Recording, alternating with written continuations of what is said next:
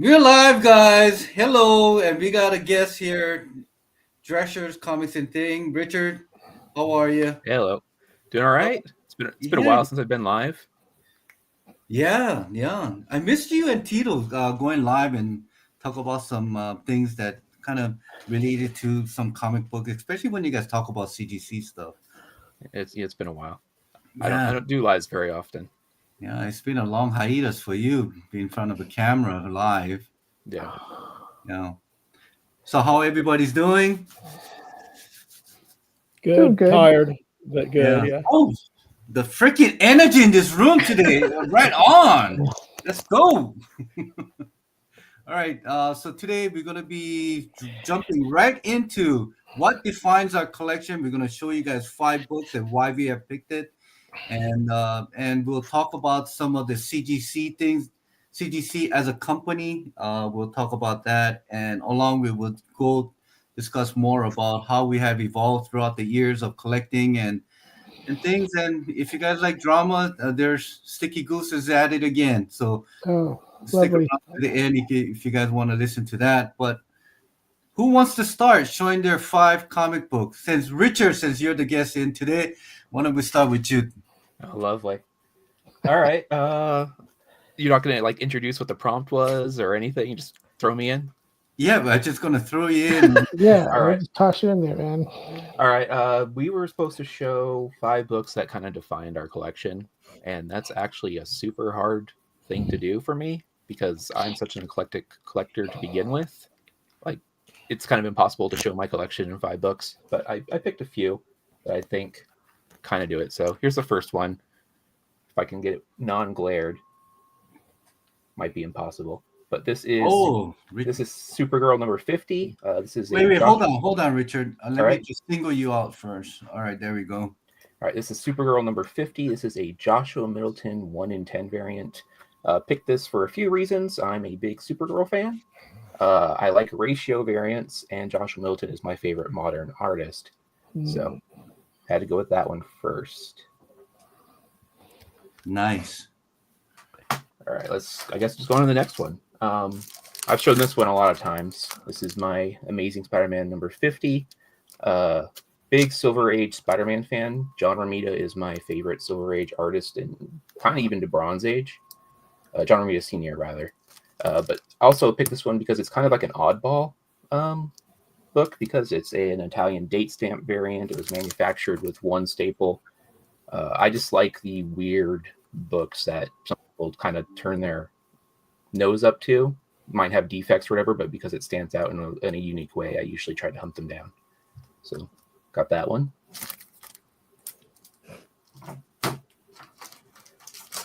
This one, always got to show this one. Spider-Gwen's the reason I even collect now. I had completely sold my collection at one point, so I picked the normal version of this cover up off the rack at a comic shop, and that brought me back into collecting in 2014. So got to show this. This is also the book I've spent the most money on in my collection. I dropped $1,000 on this book, and that is the most I've ever spent on a comic. Dang. And then this one, I always show. Got my Clone Wars 1 variant. This is double signed by Ashley Eckstein and Matt Lantern. This one, I'm a huge Star Wars fan. Star Wars was probably my first love before anything else. I've been getting a lot of actor signed books lately, so that's what this is. I'm an Ahsoka fan, and this was a stealth buy. I paid $9 for this book. So Nice. Hey, Richard, before you get to the last book, Mhm. are you gonna have David Filoni sign that book if you ever have the chance? if I ever find the opportunity, that man doesn't sign very often, though. That's a busy man, is what that is. Even his like trading cards, you have to pay several $1,000s to get an autograph of those because he does them so limited. Yeah. So yeah, if I can get it, I would, but I don't have my hopes very high on that. All right, last book. Got my Lovers 49. Pretty rare book, Golden Age. This is purely just because it's rare, and probably my favorite artwork as far as Golden Age books go. Like period. Took me years to get a hold of this book. and they don't come up very often. I had this sitting on eBay just to see what people would offer me for a while, like no intention of actually selling it. And I think the highest I was offered was 2,500. Nice. But yeah, I'm not letting it go. Wow, 2,500. I heard. I see that it's a purple. Is there any? There's glue. There is a glue down here that I probably could have removed, but I just don't care enough because I don't really care about that. Like, I also have, here's a bonus book. Like, I have this, but it's a 0.5, but I don't care. It's the first cover appearance of Lois Lane in Title and the first cover appearance ever of Clark Kent.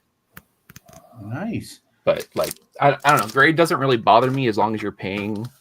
No, the what it's reason worth. I ask is like if you're able to remove that glue, I probably could if I wanted get a to. glue label. I was just thinking, would that be an option for you? I mean, I probably could. I don't think I ever will because it's like, it's already in my collection. Maybe if I ever decide to sell it, but I don't think I'll ever sell it. So, Wow. There's that, and those are his 5 books that defines his collection. And I think heads on that, and we all know you love Spider Gwen. You know. yeah, I mean, she's definitely my number one. Yeah. All right. Thank you, Richard. Thank you. All right. Who wants to go next? I guess we'll go, or I'll go. You said for us both to get books, right, me and her? Yeah, for Oh sure. yeah, of course, of course. So I'll do mine. This one here is a Strange Suspense Stories. I don't know if y'all can see it or not. Yeah. 19. It's a classic Steve Ditko cover. Golden Age. Just one of my favorite, maybe my favorite Steve Ditko cover. I don't know. Looked for this one for a while and finally just pulled the trigger and got it. So it's kind of a hard book to find. You don't see it a whole lot. And just super cool cover. Is it just for the cover itself, or is there any significance in? No, it's not a key or anything. It's just straight up cover, classic. Well, it is an electrocution cover. Yeah. A lot of people do collect that as like a. Yeah, it's like the hanging covers, execution, beheading covers. It's one of those kind of things. It's like the sci-fi horror stuff. And it's just got that classic Ditko look at people's faces. The dude's sweating and they're trying to call off the execution because he's innocent. And I always make a joke that this guy's not innocent. Like there's no way this guy could be innocent. But He's a little grotesque looking for innocent. but it's just a great cover. Yes, very much so, yeah. I don't know where it is. So there's that one. Let's see here. I'll do this one last. We'll go. This is one of my favorite modern covers. Oh, Yeah. The cover 19. Epic the cover. elusive. Yeah, she got that for me. She's done a lot of nice stuff for me. This is one of them. First time I saw this book was actually on one of Doom's videos. Yeah. And ever since then, I was like low key trying to find it. Yeah. And I like the second I saw it, I was like, oh man, that is really pretty great. So, Yeah. let's see here. This kind of a we love the Silver Age stuff. Hulk, the main characters in the Silver Age, Thor, Hulk, Spider-Man, all that kind of stuff. And this is kind of an example of some of our Silver Age stuff. It's Hulk number 2, 6.0. Picked this up at auction whenever it was lower on the lower end, and it was actually during the higher end, but we got the Still lower end. probably But we overpaid still for probably overpaid for it by a little bit. Tad, But yeah, that's definitely one that I've been wanting for a long time. Is Hulk number 2, just really cool. The Silver first Age time book. he's green. First time he's green. Yeah, he went from like being gray to green, and so that's pretty cool. Good representation of our. This here is a one thing that I love is signature books. I love rare books, signature books, and I like Golden Age stuff. So this is a cover by L.B. Cole, one of the all-time great Golden Age artists. It is signed by Al Feldstein. There's not very many of these on the census. I think it's Fieldstein. Feldstein, yeah, whatever. But yeah, it's him, and signed by him. I think it's the only one signed. Pretty rare, but yeah. What year is that? This is 19 46. I feel like anything Golden Age signed is just rare nowadays. Incredibly rare, yeah. Especially like yeah. So, and Al Felstein is one of my favorite EC artists. Like I like all of them. There's the big four there, and he's one of them. And just an incredible artist. And this here is arguably like one of my favorite books of all time, and one of the coolest books we have. We actually have a couple of copies of it. So this is the first copy we got. It's the first copy we got. It's a 4/5. It's top notch 22. This is the very first appearance of Archie in comics that predates Pep Comics 22. So it actually comes before that. He's in an ad. It's a full blown ad with dialogue and everything. I don't know how a lot of people do that. And Nice. Up close of the... yeah, and you can kind of see the. I don't know if you can see what it says there for it, but you can It's see. on the label, yeah. Yeah, it's on the really label where you can see it it's really predates Pep blur. 22. It's really blurry. Okay. Oh, Yeah, it just says Archie appearance in event in advertisement, which predates Pep Comics 22. So So Wow. it's like And, it's this is- a preview, like an advertisement. yeah, it's a full page. It's an advertisement, and it's got Archie sitting on like a deck fishing, and somebody throws a baseball at him, and he's got dialogue. It's got like a word bubble, and so he actually has dialogue, and it's his actual. It's a really good depiction of Archie. It's not it's not just an advertisement like Archie comes out in this. It's an actual full blown depiction of him and art form and his body, what he looks like, and he's talking. So it's pretty cool. Yeah. Yeah. And then we got this copy, which is our copy number 2. There's only 13 of these on the census, so we have 2 of them.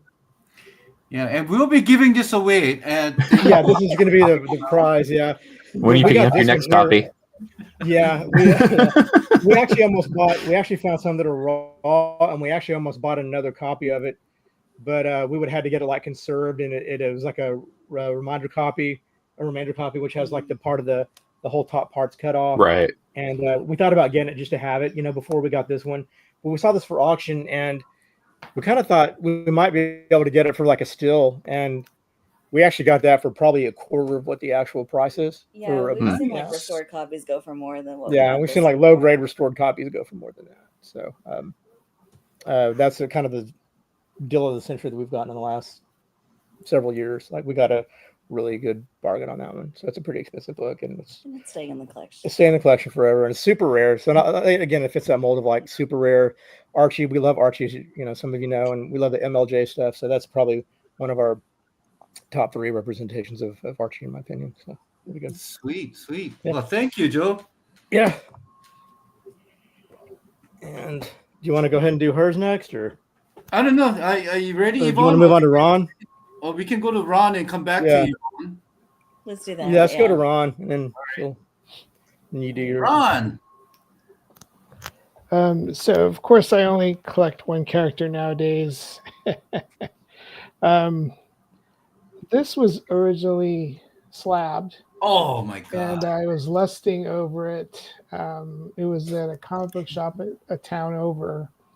And I I've come so couldn't close to buying that book so many times. but he had it on his wall and it fell down, so the case cracked, so he drastically dropped the price of it. So it was originally a 9.6, of course busted it out, and I think I have 2 of these. I won a third at a comic book auction on YouTube, but Spidey fan wanted it so much I just gave it to him. So Nice. Yeah, And whatever this is- happened to Spidey fan? Is he still around? he's still around, but I don't think he does stuff anymore. Oh. This is my only autograph. Yeah, I haven't talked to Stanley him in book. a while. Yeah.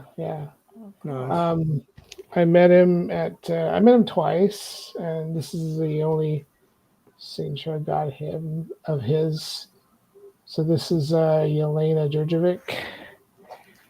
And Rich has this one. This is the Stephanie Hans variant. That almost made it on my list. God, What Ron, is- you're just bringing out the bangers today. Not exactly in the greatest shape, but the rarer the comic book, the less the grade matters, especially books like this one. Love this cover. I don't really care what condition it's in. And this is another one of those rare ones, almost a ghost comic book. I got this from Archangel. I'm sure you made a profit off of me. And this last one, another photo variant, Scarlett Johansson on there. What was that? Wasn't that the Black Widow? There's another photo variant of her that goes for a lot of money.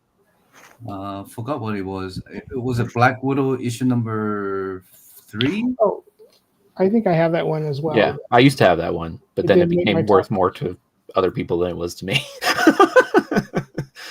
I actually bought a 9.6 of that one and gave it away as an AOK. Wait, you gave that away?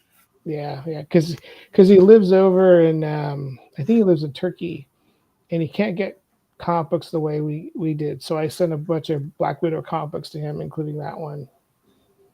Yeah, he played you. No, All right. no.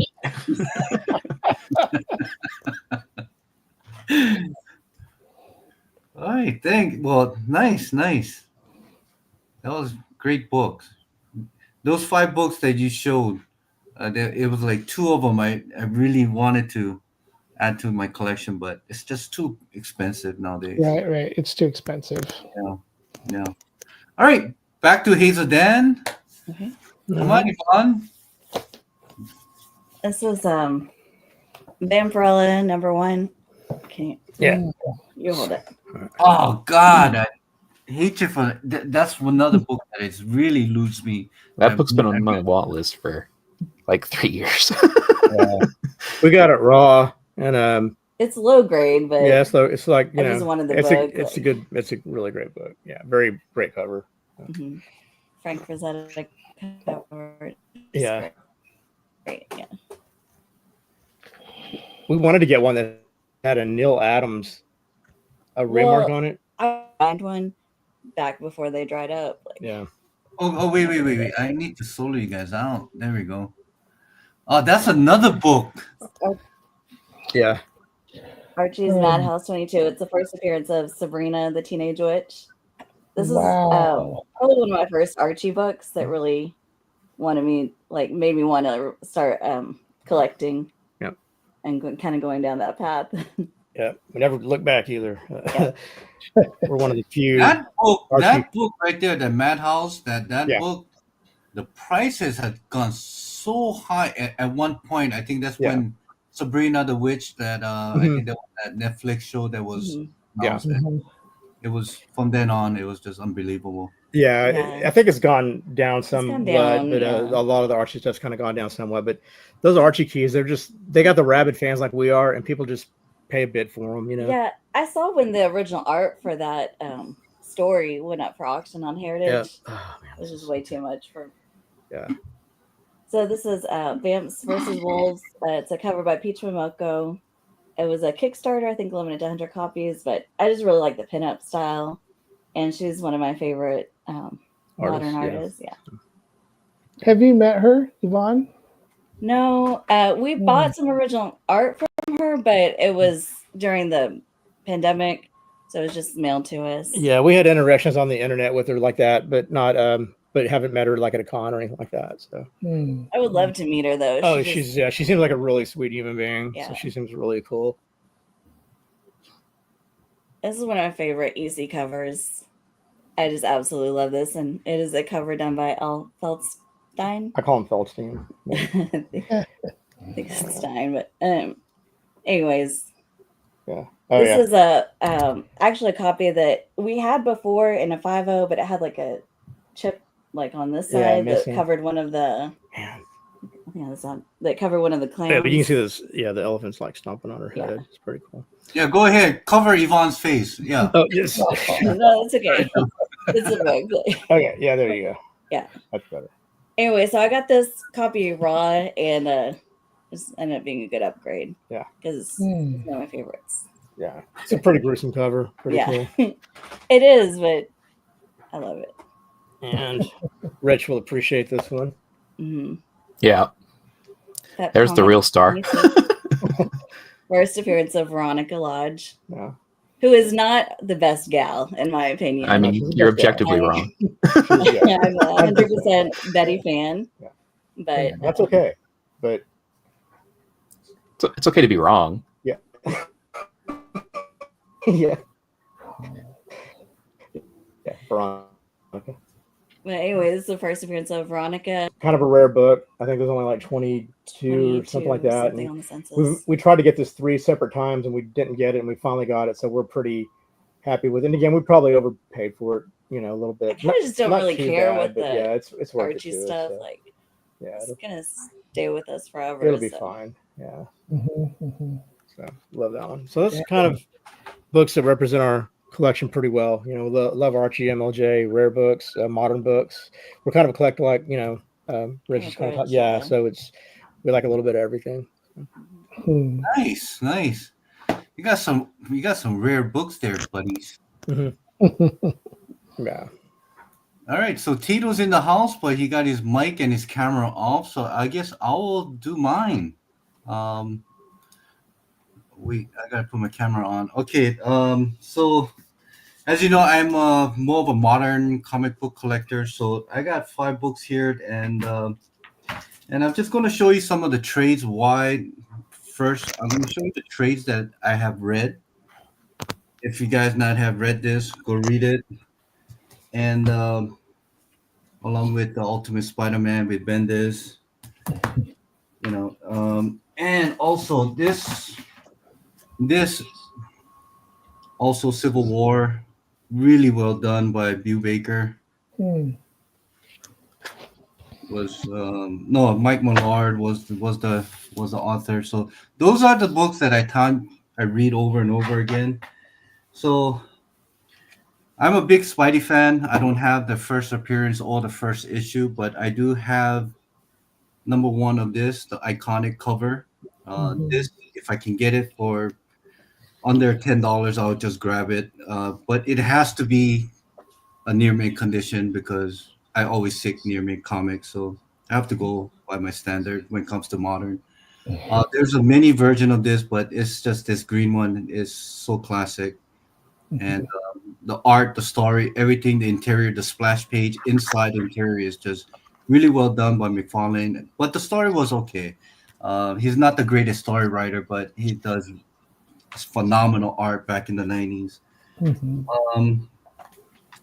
Of course, I have speculated on this character for many, many years, ever since I started collecting back into it again 7 years ago.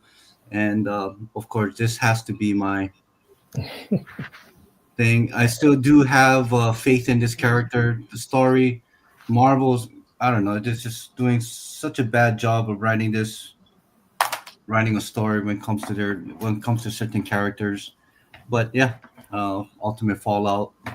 Other one is here.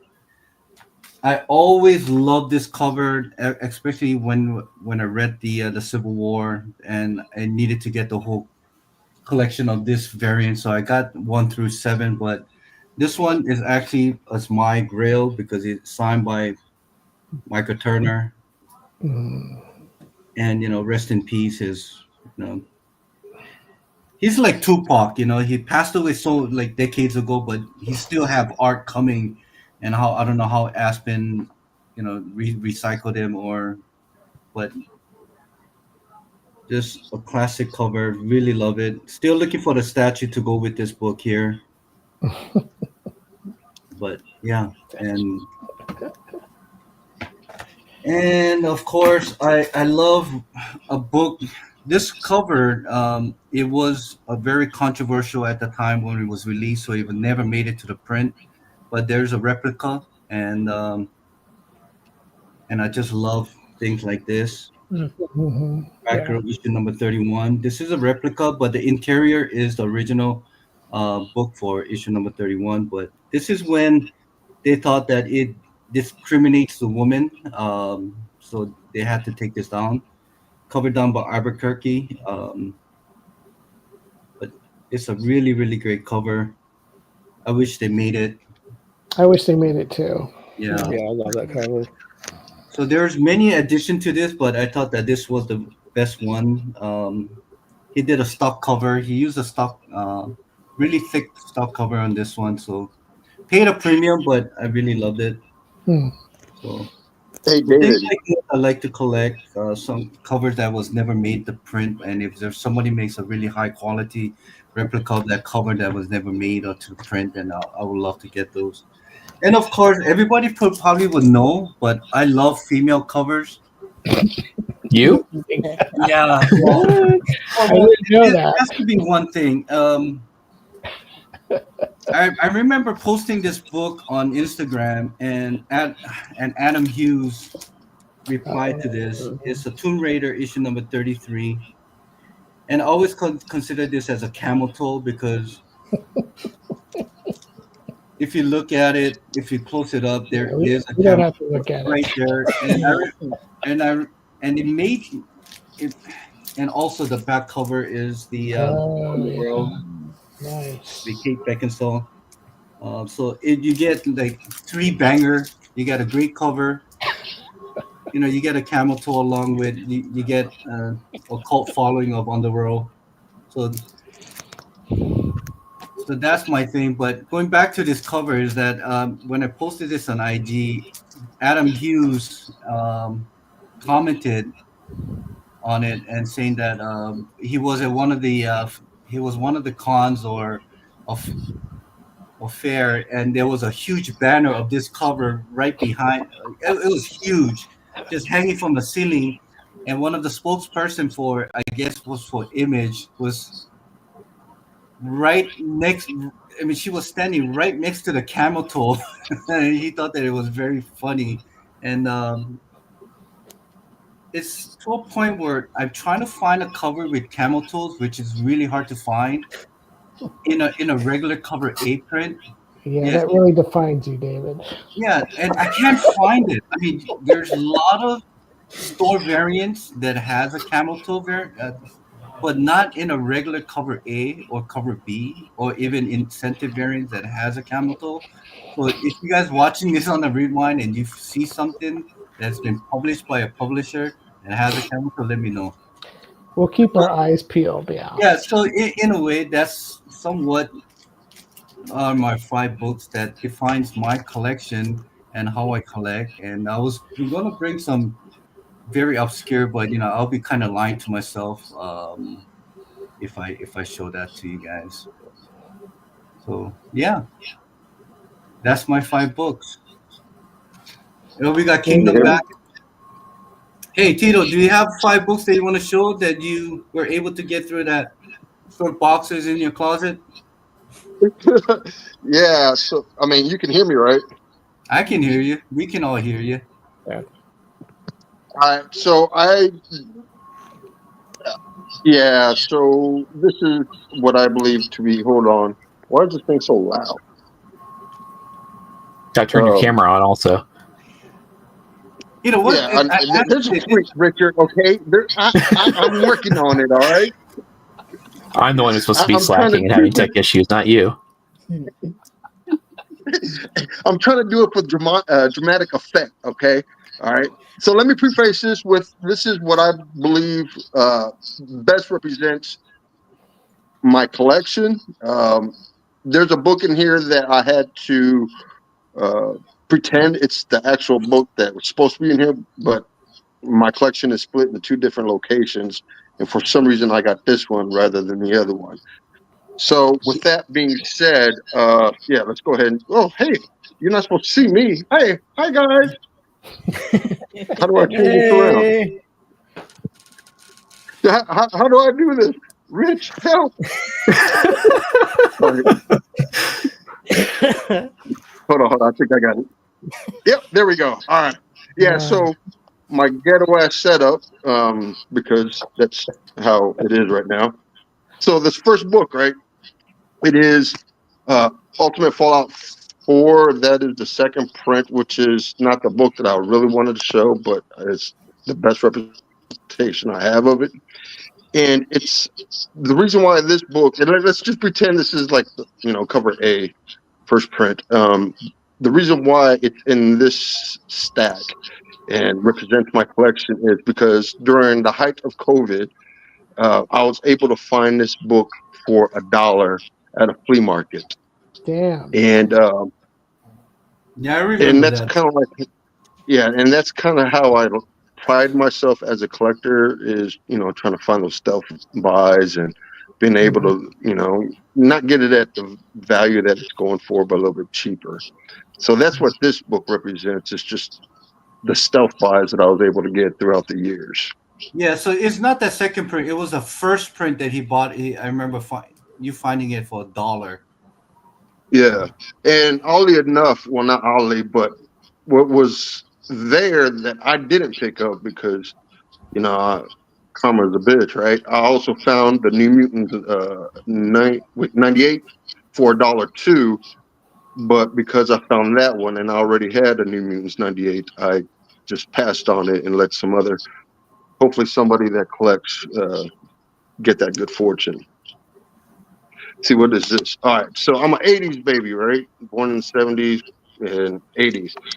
So Transformers, I would have put Voltron in here, but I don't know where Voltron or my Silverhawks book is, but I got this book, and this is Transformers #1, Bill Sienkiewicz cover. This one I did not find neat stuff. It has that $90 price tag. I found it at a comic show, and I think I got it for like $75 if I remember correctly. But yeah, I do have quite a few Optimus Primes, and I'm pretty sure I'm done buying Optimus Primes. So, yeah, 80s baby, or 80s kid. Yeah, still need to get that book, man. I don't know why I'm fucking buying stupid books and not those. And Rich is probably going to shake his head, roll his eyes, all Rich does when he talks to me all the damn time. But Incredible Hulk 181. I'm a Wolverine fan through and through. One of those crazed ones. I got a fuck ton of his toys. But it also represents more so. Well, actually, I'll wait for that other one. But yeah, I'm a big Wolverine fan. I do have a lot of Wolverine books.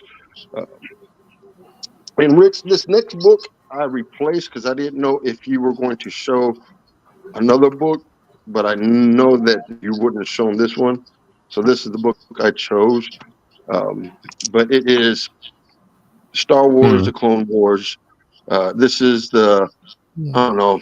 It's kind of like a collector's edition, kind of retell some stories, but it also represents my collection because not as much anymore, but I still have a lot of 6 series books. During COVID and years prior, Richard would tell me to go and watch the Clone Wars, and I always thought that was a kid's, what is it called, a kid's show, until I got into it, and for some reason that freaking show just like stuck, like it literally stuck, and ever since then I just a big Clone Wars fan, definitely a big Ahsoka fan. And Rich, it's because of you that I lost a lot of money through the years. I mean, if you would have listened to me from the start, you wouldn't have lost all that money. Oh, true. Did you? Wait, Tito, I gotta ask you. Before you show your last book, I gotta ask you and Richard, what is so good? I mean, about Ahsoka Tano that you guys would just throw your money and say, take my money when it comes to this character. What is it? What is that resonated to you guys? I mean, you watch her grow up in the show. Like, it's hard not to get a connection to her. As long as you get past the first 2 seasons, you're good. No, first 3 seasons, Richard. Season 3 is great. I don't know what you're talking about. I don't know if you watched season 3 or not. For me, she represents. She is me, but not me. So, her not always, but her questioning authority or asking the whys rather than just doing the do for the sake of doing the do. It's what resonates. But more so, it's actually the clones. I love Ahsoka, but the clones is what actually really got me through the Clone Wars, because they were me. Like, that was me, part of the system. And then Rex coming along, and then just what is it? A good soldier follows orders until it's the orders that you can't follow anymore. But Yeah. Ahsoka is like the system. It to me, Ahsoka and I think Rich would say Obi-Wan, but I think they are probably the best description of the Jedi, and probably Qui-Gon.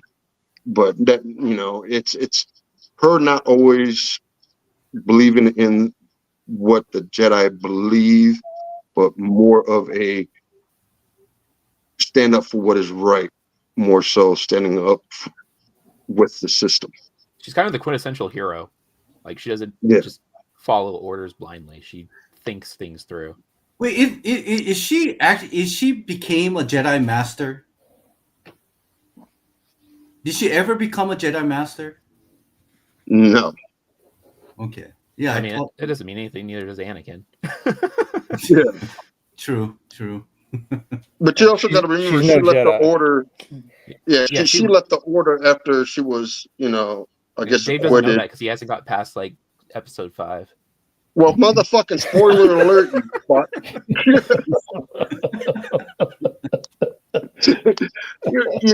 But she did what Anakin couldn't do, if that makes sense. Right. Anakin knew it was wrong, but he was just so part of the system that I don't know. Rich probably has a better explanation, but I always thought that Anakin looked at Ahsoka as that was me in a different lifetime. But yeah, Ahsoka, Clone Wars, the shit. That's a cool cover. And then That's a cool cover. anybody want to take a wild guess what this? Rich, you can't. I'm sorry, you can't. Yeah, I mean, Is that Youngblood? I already know what it is. Yeah. Anybody want to take a guess what this book is? Zero. It got to be Youngblood. Y'all motherfuckers don't know me. Youngblood #1. Jesus. It is. Kind of spawned. Spawn, yeah, but Wait, is that a direct? Yeah. Oh, what? Yeah, that's Wait, correct. Well, you couldn't get a newsstand? But I don't know where that one is. I think that's up at the other house. But this one, this motherfucker just represents like a lot of different things. But the anti-hero, doing what you must for love, Todd McFarlane, and this was actually pretty cool because I don't know if you can see it, but George Perez signed it. Most people are like, why did George Perez sign a Spawn book? That's because George Perez did a pinup in that book, which is also in the card set that came out like in '97. But yeah, it's funny. If I had like some shit go down, this is probably going to be like one of the 5 books that I take home, because this just means a little bit too much for me to leave it behind. And I don't care what anybody says. Spawn's the shit. I don't care if you think it's a niche character. I don't care if whatever. But Spawn's cool. Yeah, And that, my friend, is what I have right now to represent my collection. good stuff, man. Good stuff. When it comes to L. Simmons, I think he has the worst luck when it comes to character. He was in the system, got screwed with the system. He got screwed by his wife, by his best friend, and got burnt alive. I mean, how more worse can you get as a character? I feel really, really bad for L. Simmons, but good stuff, guys. He was dead. So his best friend really didn't screw him, but he was dead. So like, fuck it. Yeah. yeah. Yeah. All right. So that's the 5 books. Hold on, real quick. I Yes. caught everybody except for Rich. Rich, did you show the Clone Wars book? Yeah, I did. Okay, that's what I figured. That Dark Horse, that David Filoni variant.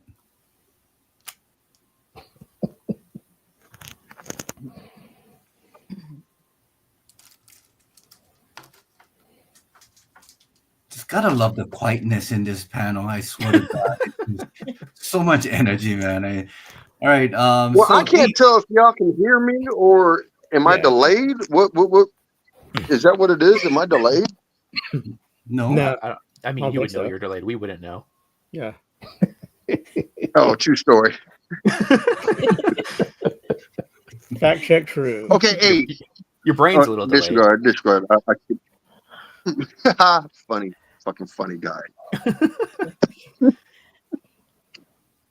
I would watch a show with just the two of you. Like, Oh, it's Yeah. freaking hilarious when they used to Yeah. go live. Definitely make that happen. 2025. Yeah. Yeah, I mean, You know, I why- tell Rich that 2025 is probably going to be the year that I really get like back into collecting, only because I think the prices are basically at bottom right now, and I have a feeling that it's probably going to start creeping up here in real soon. So 2025 it was going to be like a major comeback, and you actually showed. Well, I know I actually heard Rich say it, but you actually showed a book that's on my hit list for 2025, and that's at that Vamp One. Goddamn, I've been looking for that book for a while now. Yeah, it's a sexy book. That's a good book. I like that one. Yeah. We could Yeah. upgrade ours, but I'm happy with it. I'm happy. Yeah. I just need to commit to buying But, one. hey, Every time I see one, I'm like, let's put it like this: if I was to do a show with Rich, I'm pretty sure I would cause that dude a heart attack. Like yeah, every probably. fifth word that comes out of my mouth, it's like instant high blood pressure, fucking rolling of the eyes, and just he'll probably just disconnect.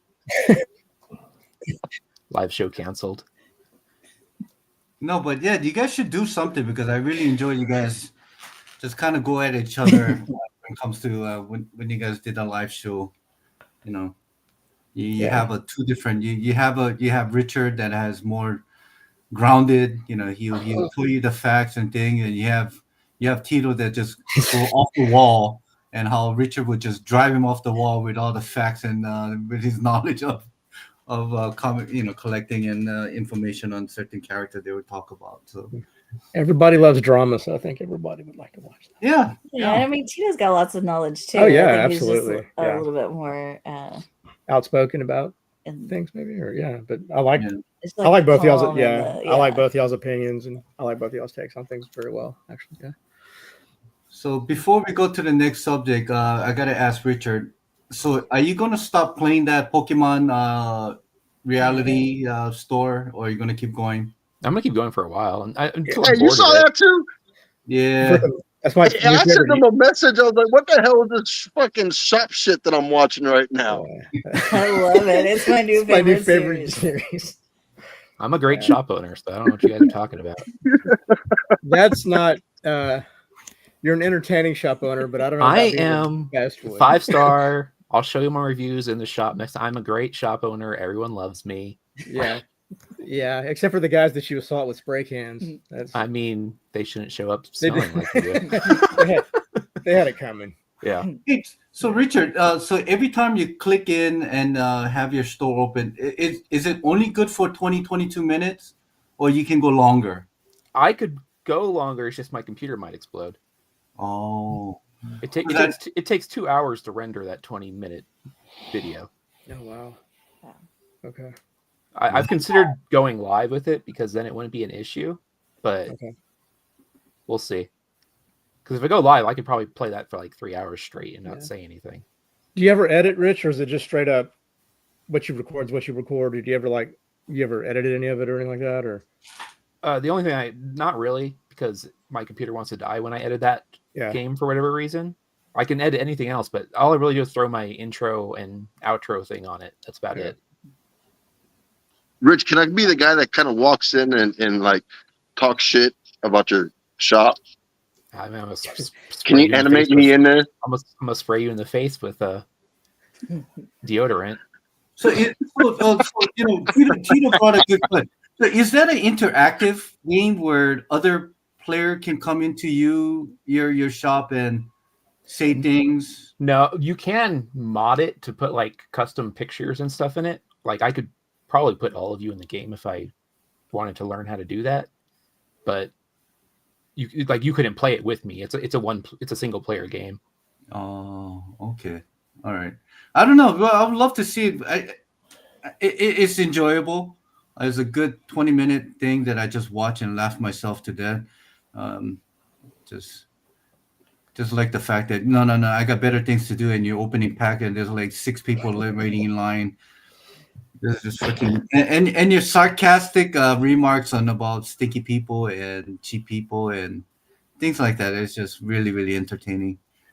Yeah, I'll keep doing it probably like one a week for a while until I'm tired of it. Did you say 3 a week? Not quite. I don't have enough hours to do that. Okay, I thought you said 3, so I'm sorry. Yeah. So with that said, hey, did you guys hear? We talked about it, but did you guys hear about CGC downgrading their employees as company as a whole? So what I will do is there's this one Instagram page is 9.9 news newsstand, and he came out with this one here. And I'm just going to play a clip for you guys. Oh, wrong one. All right, so here it is.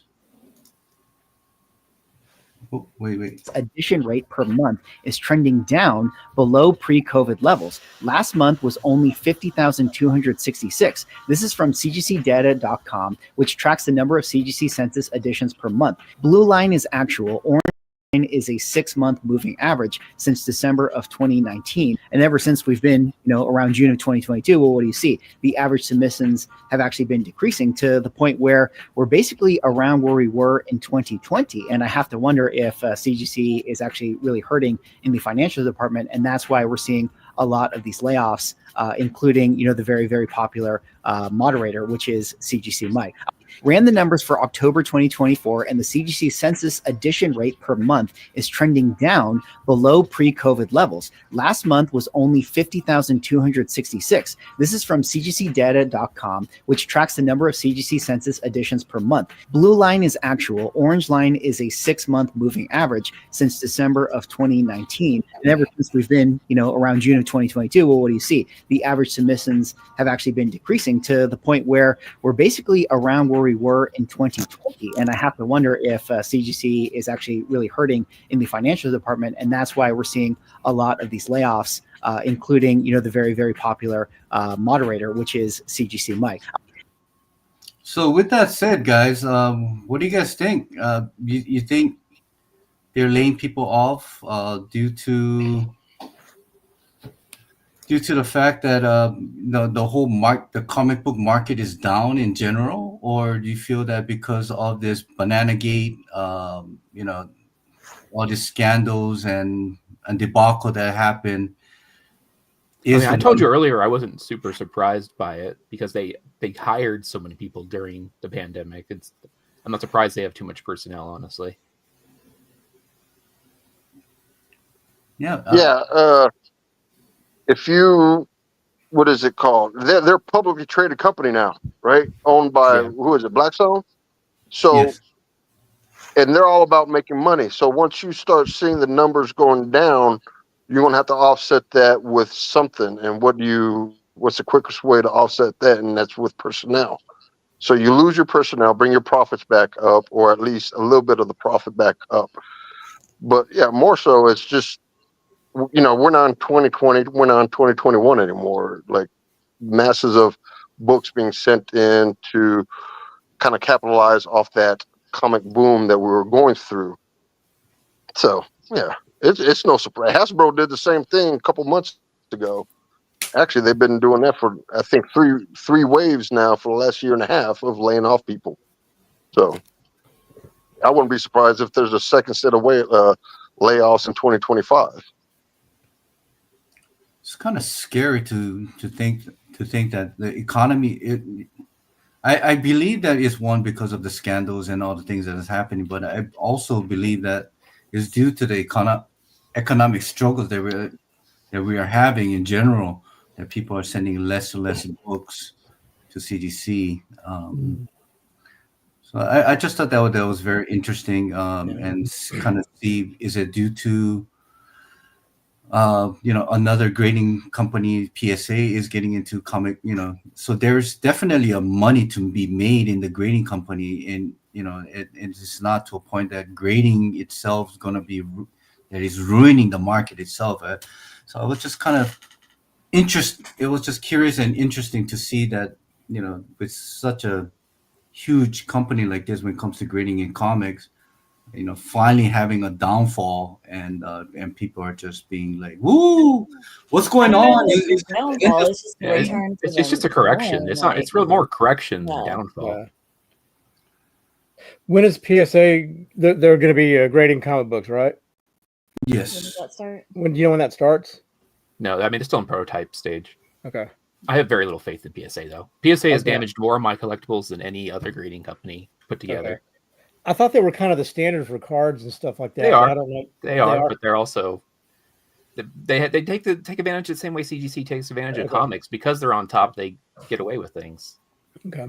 Yeah. We don't know much about the card stuff. We just started. We just thanks started, to- so yeah, you guys kind of Thanks helped. to hard to Yeah. you, If we have Rich. card questions, we go to some of you guys. But yeah, that's. They were destroying cards with box cutters for a while. That was fun. Oh man, are you serious? Yeah. They were destroying corners of cards with their cases because they weren't sitting them properly. Oh. And then they were hitting them with box cutters because they were being very loose with how they were unboxing stuff. They were just taking box cutters to everything and slicing it open.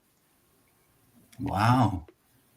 So did you ever get that money back on the submission that you have done? The submission I had damage was the corner stuff, and they never fully admitted to it. So no, I didn't get anything like that. But that was thousands of cards that happened to. It was I think it's, I can't remember the serial numbers, but it's a serial number group of like 4,000 cards that are just all the corners got damaged.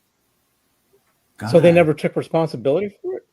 They never admitted to it or anything, but it's so consistent on literally every card that came out. It's the same corner damage across multiple submitters. It's like, it's very obvious that there was something wrong with your machines. Yeah. Wow. Yeah, I mean, grading, I don't mind. As you can see, I love grading. I got comics, I got cards that's graded, but to a point where I wish this grading company don't take any cards or comic book that's just released. I wish they wait a year or so for them to start. Don't you think that would somewhat kind of make sense to you guys? I don't know if I see the point to it though. Why Like if would they people are do going to pay that? for it, why wouldn't you grade it?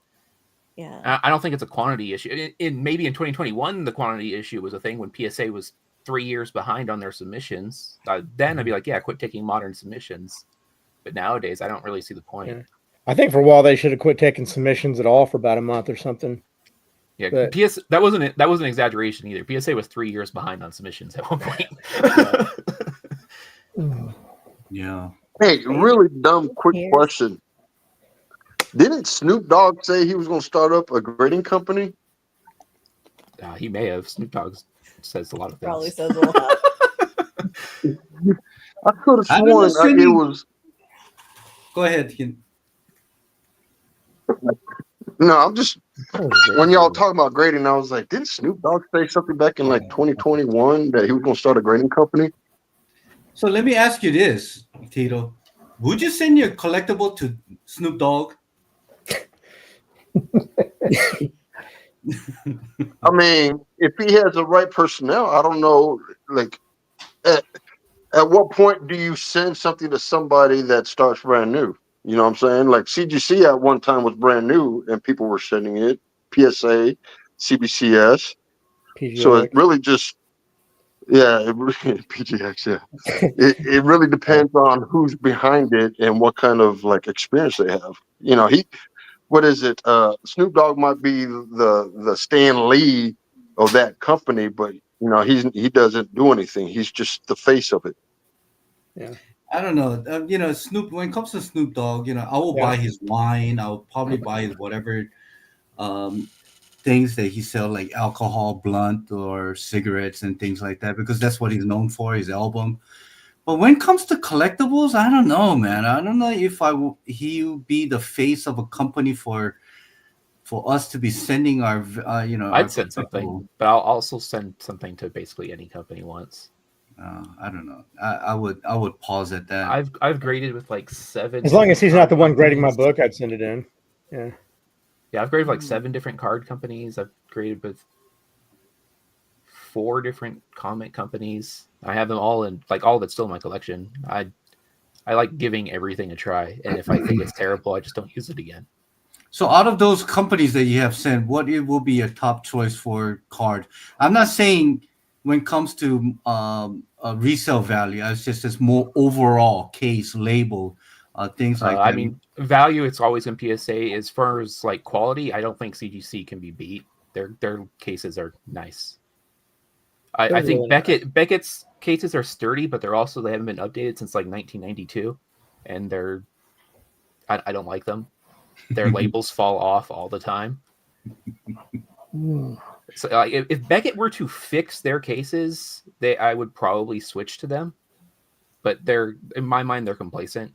They've had the same case for all this time. They don't fix their label issue. They have patent numbers on the plastic cases that look really bad. Like, if you fix those things, the aesthetics things, I think Beckett's great. But CGC has crystal clear cases. They're secure. What do you think about their grading standards? Do you think they're pretty legit graders of the cards? Like I think all the card graders are pretty legit. I think anyone who thinks one isn't legit is delusional. Yeah. There's always a level of subjectivity. I can't say the word, but to grading. And it's like some grades you agree with and some grades you don't agree with. Yeah. I think CGC and Beckett are better because they use the 0.5 system. I think PSA lets a lot of stuff slide because they use whole numbers primarily. They do have 0.5s, but they don't use them very often. I think you can get away with a lot more in PSA just because a lot of times what would be a 9.5 at Beckett or CGC just gets bumped to the 10 at PSA. Yeah. Yeah. Well, one thing I like about the Beckett is that to get that black label, Yeah, my only problem with Beckett is if you don't get the black label, you're losing money because they're so expensive to grade with in the first place. Like if you get that black label, you're doing real nice. But if you don't get that black label, like literally any other place would have been a better place to send that card. So when you get the CGC and it says premium on it, it's like a 10 premium or whatever. Pristine. The pristine. Yeah, pristine. Is that the same thing as like a? That's the equivalent of a black label. Okay. It's their version of it. Okay. And pristines don't do as well financially as black labels, but they do better than your standard 10. Okay. Yeah, well, I got a couple of pristine 10. It just missed it by 0.9. I was thinking. Yeah, you're saying Beckett though. CGC's pristine CGC's pristine is different than Beckett pristine. Like how? Like what? Like what? Pristine at CGC is essentially a black label. I can show you a picture later if you want, where I can show the difference between the two. Oh, so they don't. So does CGC has a subgrade as well? They used to. They got rid of them because people didn't use them. They had it as an optional service, and I think less than 4% of people wanted them on their cards. So they said, "Okay, we're not going to do it anymore." But if you still have a perfect card, we're still going to designate it as that perfect pristine card. But it's just they don't do subgrades anymore because no one was using them. No. Good to know. Good to know. Wow. Hey, was it a money issue? Like to get upgrades, did it cost a fuck ton more, or is it just because people didn't see the value? I think people didn't see the value because it changed over time. It started at, I think it was $350 at first to get subgrades. It jumped to $5. It went to 10 during like crazy times when it was like a 9. Shit. It was 9. This is COVID when it was like 9 to 12 months wait times for stuff, and then it dropped back down. And then even after it dropped back down to the cheap prices, like they're like, no one's using this, so we're not going to continue it. Hey, David, when you brought up the layoffs for CGC, Yes. I'm so out of touch with CGC right now. Did they lower their prices, or they kept the prices at the same level. No, there was no changes to their submission prices. It's still the same. It's just that what Richard's saying, they're just resetting. Because during the COVID, I think they overhired, and now, the economy Well, is yes. during that time too, they also raised prices like 3 times. That's why I'm asking if Richard mentioned that the prices of the grading went down for the cards. I was wondering if they also tried to offset the loss with bringing down the prices of grading comics to, raise revenue or profit rather than just trying to lay off people but keep the same price. Yeah, I think that's what they did. Oh, that's a beauty. Yeah, this is the pristine. This is like the standard 10. I don't know why they changed the label. I would just love to have them still keep that blue label when they first started. I liked it at first. Over time, I prefer the black one because the blue ones were always like misaligned. Hmm. I think quality control on the blue ones was actually kind of bad looking back on it. I still have blue ones. I have like 50 CGC cards over there. I have like 70 PSA cards over there. So I have a good like cross section of cards. But the quality control on the black ones is way better than the blue ones were.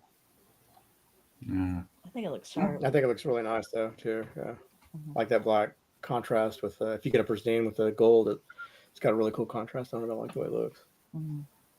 Yeah, and I bought a couple of One Piece card, kind of hoping that I would hit a manga, but got nothing. I remember, Richard, I sent you like 7 cards, and Right. you're right. The one was an alternate art, but the other one was not. But just that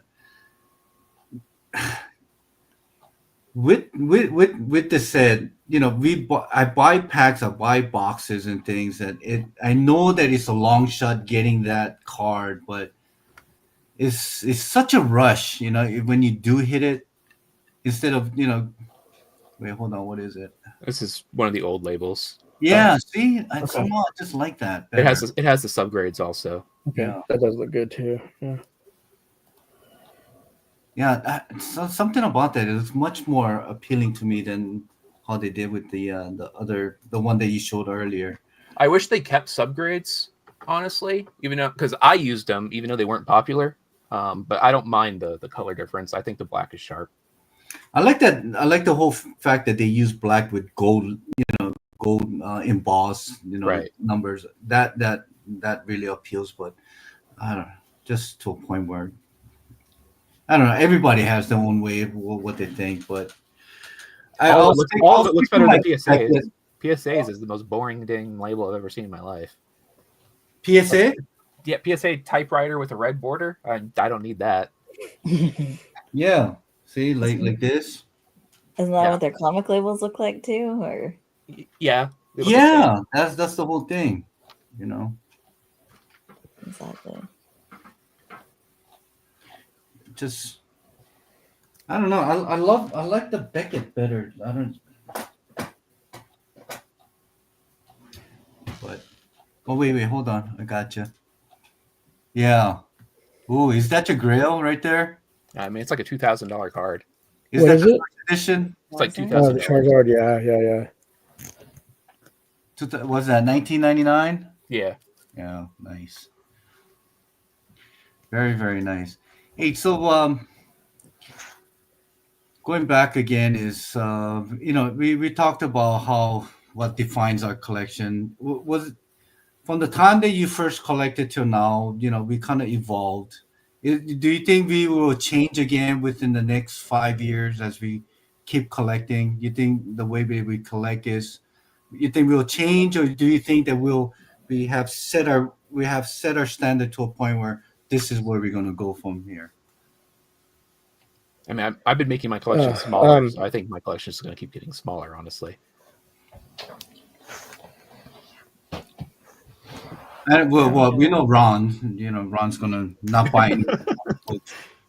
Well, if if I were to suppose I were to restart collecting now and pick that one title or one character, it'd probably be Nightwing because of the stories that's come out from there.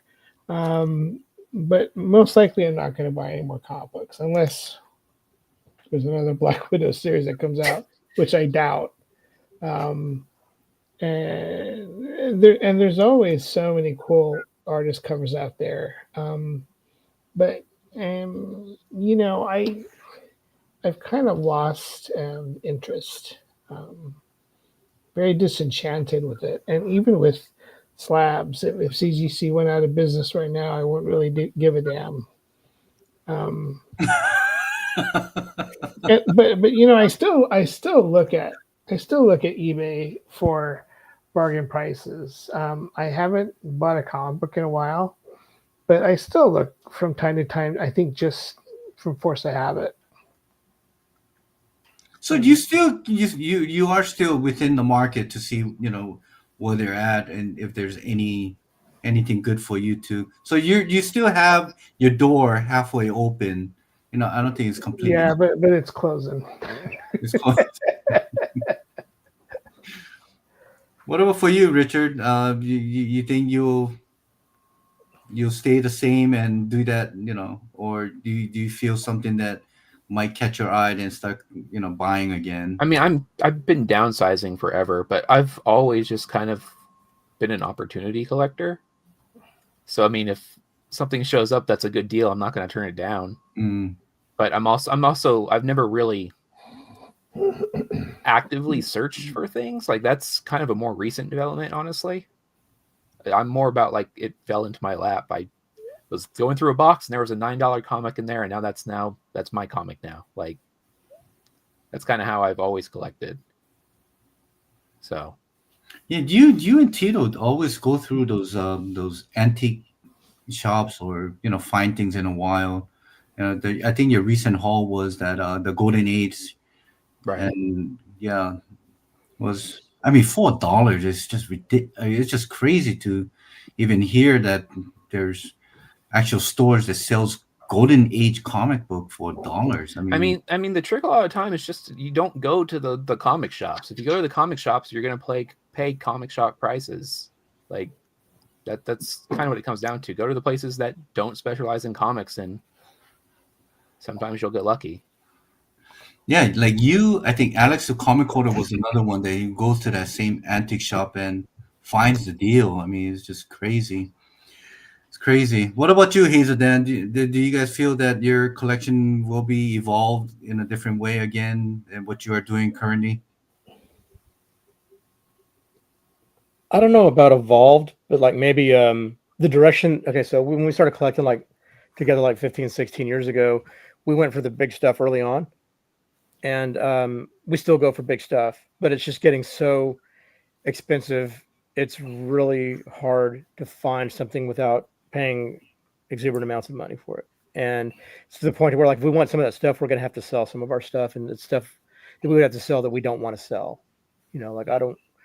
In that respect, I would think, yeah, it is changing. So it's changing in that regard, but and we're always going to collect Archie stuff and MLJ books, like whether it's the Top Notch, the Pep Comics, Archie Comics, whatever it is. Like that's just our thing, and we just like it, you know, kind of like Spawn with, you know, Tito and stuff like that. It's what he loves. That's what we love, and it's kind of a niche thing as well. Like it's not everybody's cup of tea, but it's ours, you know. And so I think we'll always do that, and we'll always look for those keys, and we want to get all the major Archie Grails, and we have the big ones, like we have the best ones out of the way. So the rest of them ought to be still kind of hard to get them all. They're still fairly expensive, you know, like the Archie 50, you know, the classic, some jackpot books and stuff like that. But yeah, it's just kind of the way, like we had to sell our, because of life circumstances and stuff like that, we had to sell our Journey into Mystery, which is really hard to do. We did get another book. We got another book with it, yeah, but that's not why we sold it necessarily. We needed thousands of dollars worth of stuff done and kind of around the house and the yard and stuff like that. So we had to sell it for primarily that. And then we had some left over to where it helped us get, you know, one of those books we showed tonight, you know, it kind of helped us get that for the rest of it, or part of it anyway. So that's where we're at. It's kind of weird, and it, I just don't want to. I wouldn't want to sell some of those really great books that we have to get something else. Like maybe one more. There's one more big one that we would sell, but maybe two. But I really don't know. Yeah. We're kind of stuck So where we're we not are. buying a whole lot. Like, So we'll probably buy a book here and there over the next few years, this and that, and whatever we find that we can find. And we've been really lucky to get some of these golden age books for like good prices. Like, and they're still expensive, and we've had to sell books to get them, and we've had to like make a lot of sacrifices to get those because we're not, it's hard to spend that kind of money on a book without selling something or doing something for us, So we've had to make sacrifices to get those, but we love what we got, and we'll probably keep heading in that direction as long as we can kind of afford to do it. Maybe save up some money and get this book here and get that book there. Probably golden age mostly, but if we can find like a modern book like that, Cobra Knight, like I love stuff like that. So if we come across something like that, we can get something like that on eBay, and man, we can get one of the bangers like that for a decent price, but we're still going to get stuff. but not really. Yeah. Like, just the frequency. Yeah, will the be frequency is going to different. go down. Yeah. Yeah.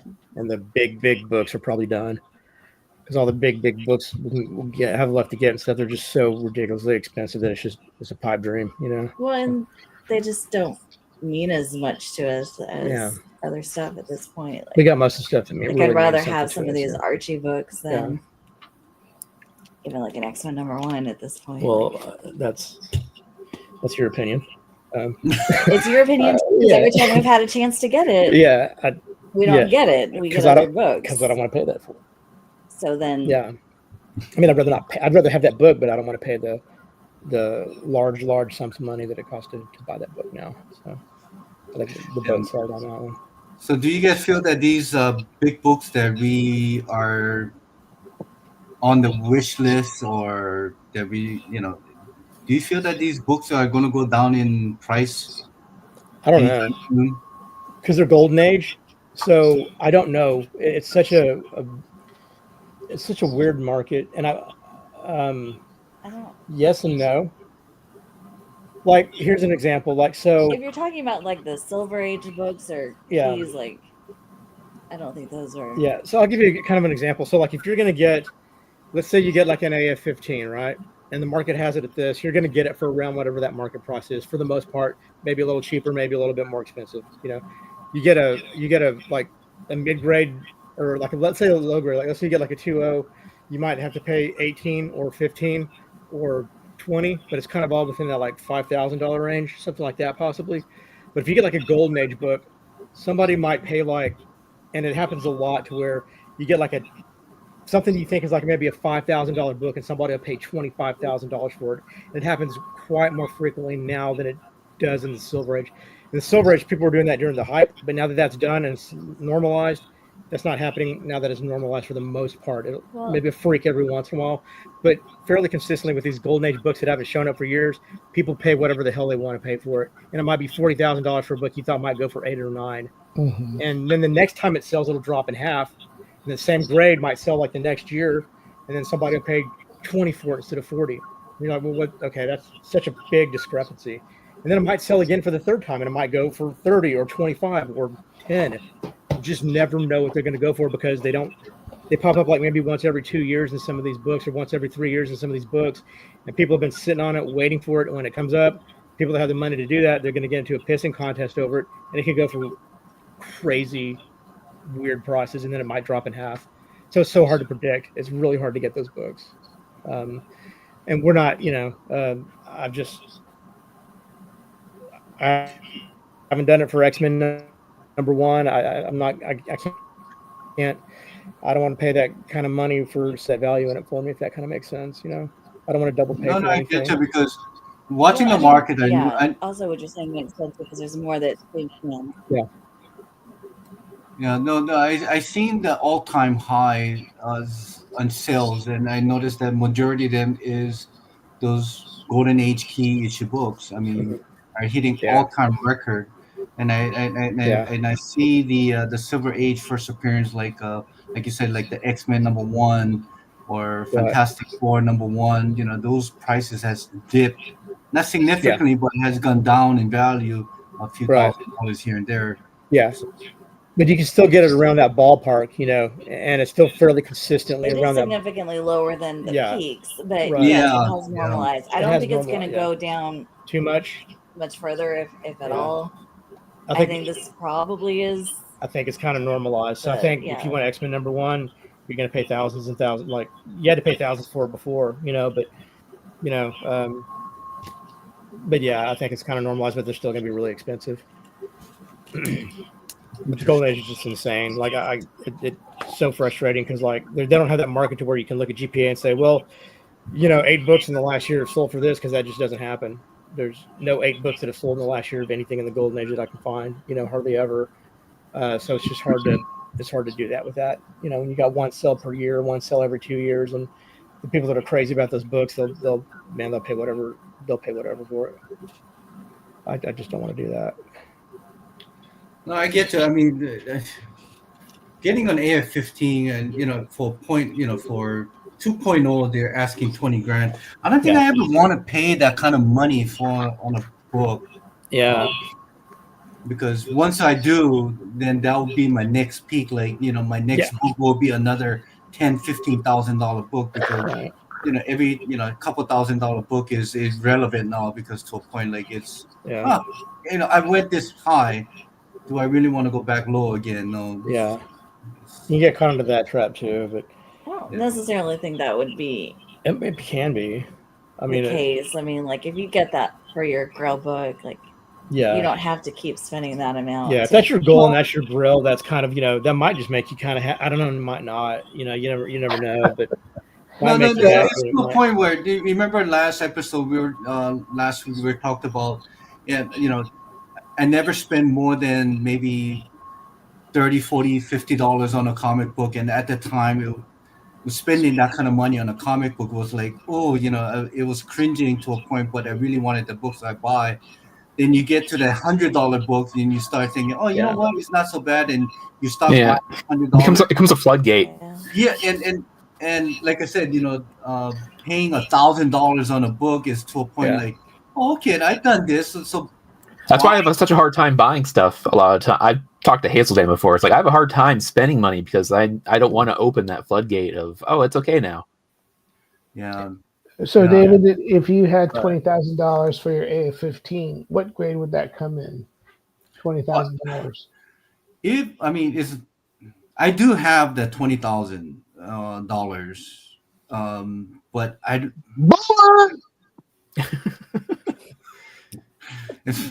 Fucking kid. He's been out for the past 10 minutes, and he comes back with a what? No, I do have the money. It's just that I am looking for a certain grade. Is to a point where now I would love to have one in, like, probably in a 3.0 or 3.5 or 4 at the most. But I don't want to pay that price of 40, 35,000, 40,000 on those grade. You know? Yeah, it's a lot of money, man. Yeah, and I hate to kind of settle to a 2.5 or 2.0 for $20,000. You know, so $20,000 is about a 1.5 to a 2.0. As of right now, from what I see, yes. But I'd say probably closer to the 2.0 range. Yeah. And the 4.0s and 5.0s, like David was saying, I think those get from like $35,000 to $50,000 to $55,000 on some of those, and those maybe. And when it gets up to like a 6.0, it just goes way up. Initially, we're gonna try to upgrade ours. Yeah, but it's like, that was like 10 years ago or something. I kind of wish we did it now, but that's out the window. But that's out the window for sure, because I don't want to pay that to get a grade bump in that book. And but it's that's a lot of money, man. And you talk about paying like $20,000 for like a 2.0 and stuff. That's just it's hard. That's you got to think long. You got to really process that when I think about it. If it's best for you or not, if it's going to make you happy. And I say the book's, the value's there. Honestly, it has been over the decades. Like, that's a consistent. I don't think it's a financial mistake or anything to pay a lot of money for an AF-15 because it over time it's held up, and the history of that book is really solid. But you never know about stuff, man. Nothing's foolproof. It's pretty foolproof, but nothing is foolproof. You know what I mean? Like it could, if we have a bad recession or something happens, my whole collection could just go to hell. You don't know, you know. I'm glad you just say that everything go to hell. Okay, for speculation, let's say the CGC as a company goes bankrupt and they just close completely because something happened. Let's just say they're just completely out of the market. Then they're not bought. They're not anything. They're just shut. Do you think the value of the CGC book that we have graded that we have in our collection will plummet? It depends on the reason. Yeah. So CGC. It depends on the reason why they shut down. If they shut down because they got caught up in a big ass scandal, oh yeah, those books are fried. But if they shut down because they got bought out and their services are no longer needed, I think it'll turn into a novelty item next. That's what I kind of thought too, either or. But like, you know how people just get stuff stuck in their head and you can't talk them out of it, or you can't get. It's like a sort of brainwashing in a way. Like no matter what the facts are, no matter what the truth is, you can have people that like, and I'm guilty of some of this. CGC is just there might not be anything they can do to completely destroy their reputation with a large amount of the people that collect the comic books in CGC. They might always just say, hey, that's the standard and I don't care what happens. And I think there's a lot of people like that. I don't know how that would affect me. I don't think it would. I'll still be fine How with has what anything that's happened affected you? Yes, exactly. Yeah. So There's been a lot. There's been a lot of negative stuff about CGC lately, and it hasn't affected me so far, which I guess I'm one of those brainwashed people. I don't know, but I don't know that, but it could become a novelty item too, like you said, Tito, and people might be like, well, hey, this is during the golden era of their grading and blah blah blah, and I have one in the CGC, so it makes that value maybe like the upper end of that particular scale for that book or whatever. Who knows? Well, I guess we all have to have the negative impact on when it comes to collecting to say, I'm done with it or I'm not, because Tito, I think Richard is a great example. He, Beckett, when it comes to grading cards, he has such a bad taste in his mouth because Beckett just could not. They're stagnant. They're stagnant. So, but I feel like you have so many more choices with cards versus comics. Like, there are a lot of choices with cards. So PSA holds 70% market share, though. PSA is huge. But don't comic book also has a smaller company? I know that there's one in Europe. I don't know what Halo. We're talking legitimate companies. Like cards have more. Cards have way more established companies, and they're pretty equal in their quality and stuff like that. From what we gathered or whatever. Like they're recognized. Right, they're recognized. Fairly well. Like Rich was saying, I believe that was a good point that he made about that. I mean, there's CGC, there's PSA, there's Beckett, there's SGC. Yeah. There's a few other smaller ones that people are now looking at as pretty legitimate. I think it's easier to get into the card market as a grading company, but you're always going to be second fiddle to PSA because just like CGC, PSA is what's kind of brainwashed the card community. Even though it wasn't even the first company, it just happened to be the most successful company, I guess. Because even Beckett's fallen down. Beckett's not even has a smaller market share than SGC and CGC now. Yeah, they have. Beckett's come down a lot. Beckett's basically only held afloat by its black labels. Yeah. Let me ask you this. As far as Tito being absolutely rookie in collecting, but I have money to spend and I need advice. And I come to each one of you on the panel and say, hey, I want to collect something. Should I collect cards or should I collect comics? Because I see a lot of money being flown around. Where do I collect and why should I collect that? Cards. Anybody go? Cards has a way bigger market. way bigger options in terms of franchises. Like it's you're talking millions and millions of collectors versus maybe hundreds of thousands. Yeah, I say cards too. I would say it depends on what you're looking for. Like, are you looking for profit? Are you looking for equity? He's talking about investment. Or Yeah. you're talking about it for sounded investment? like he was talking about investment. I 'cause investment just got is hard. money to burn, and I'm trying to That- figure out between the two options that there is comics and cards. Where do I go? If you're Cards. talking money, cards all day, every day. Cards. If it's more than money, if you're looking for other things, well, then we can have a conversation. But if you're just talking money, like the market is so much larger. There are so many more options. Yep. It's Yep. just Yeah, and cards you are gonna win. might be able to get the big cards for the lower end easier than you can some comic books as well. Like, you're not going to find a cheap AF-15. You know? But also, You're You're not, not gonna find a cheap Mickey Mantle rookie card. not the anymore. thing too, though, but with yeah, cards, like, like, oh, I'm a Marvel maybe not fan. ever. Yeah, You can get Marvel cards. You can get DC cards. Like there's nothing that comics have that cards don't have in my mind as far as investment. I like that investment. Yeah.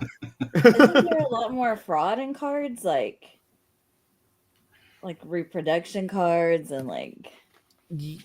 Yes and no. Like with any collectible, though, you need a certain level of education to not get screwed by it. Because I mean, there's bootleg cards, but there's also bootleg comics.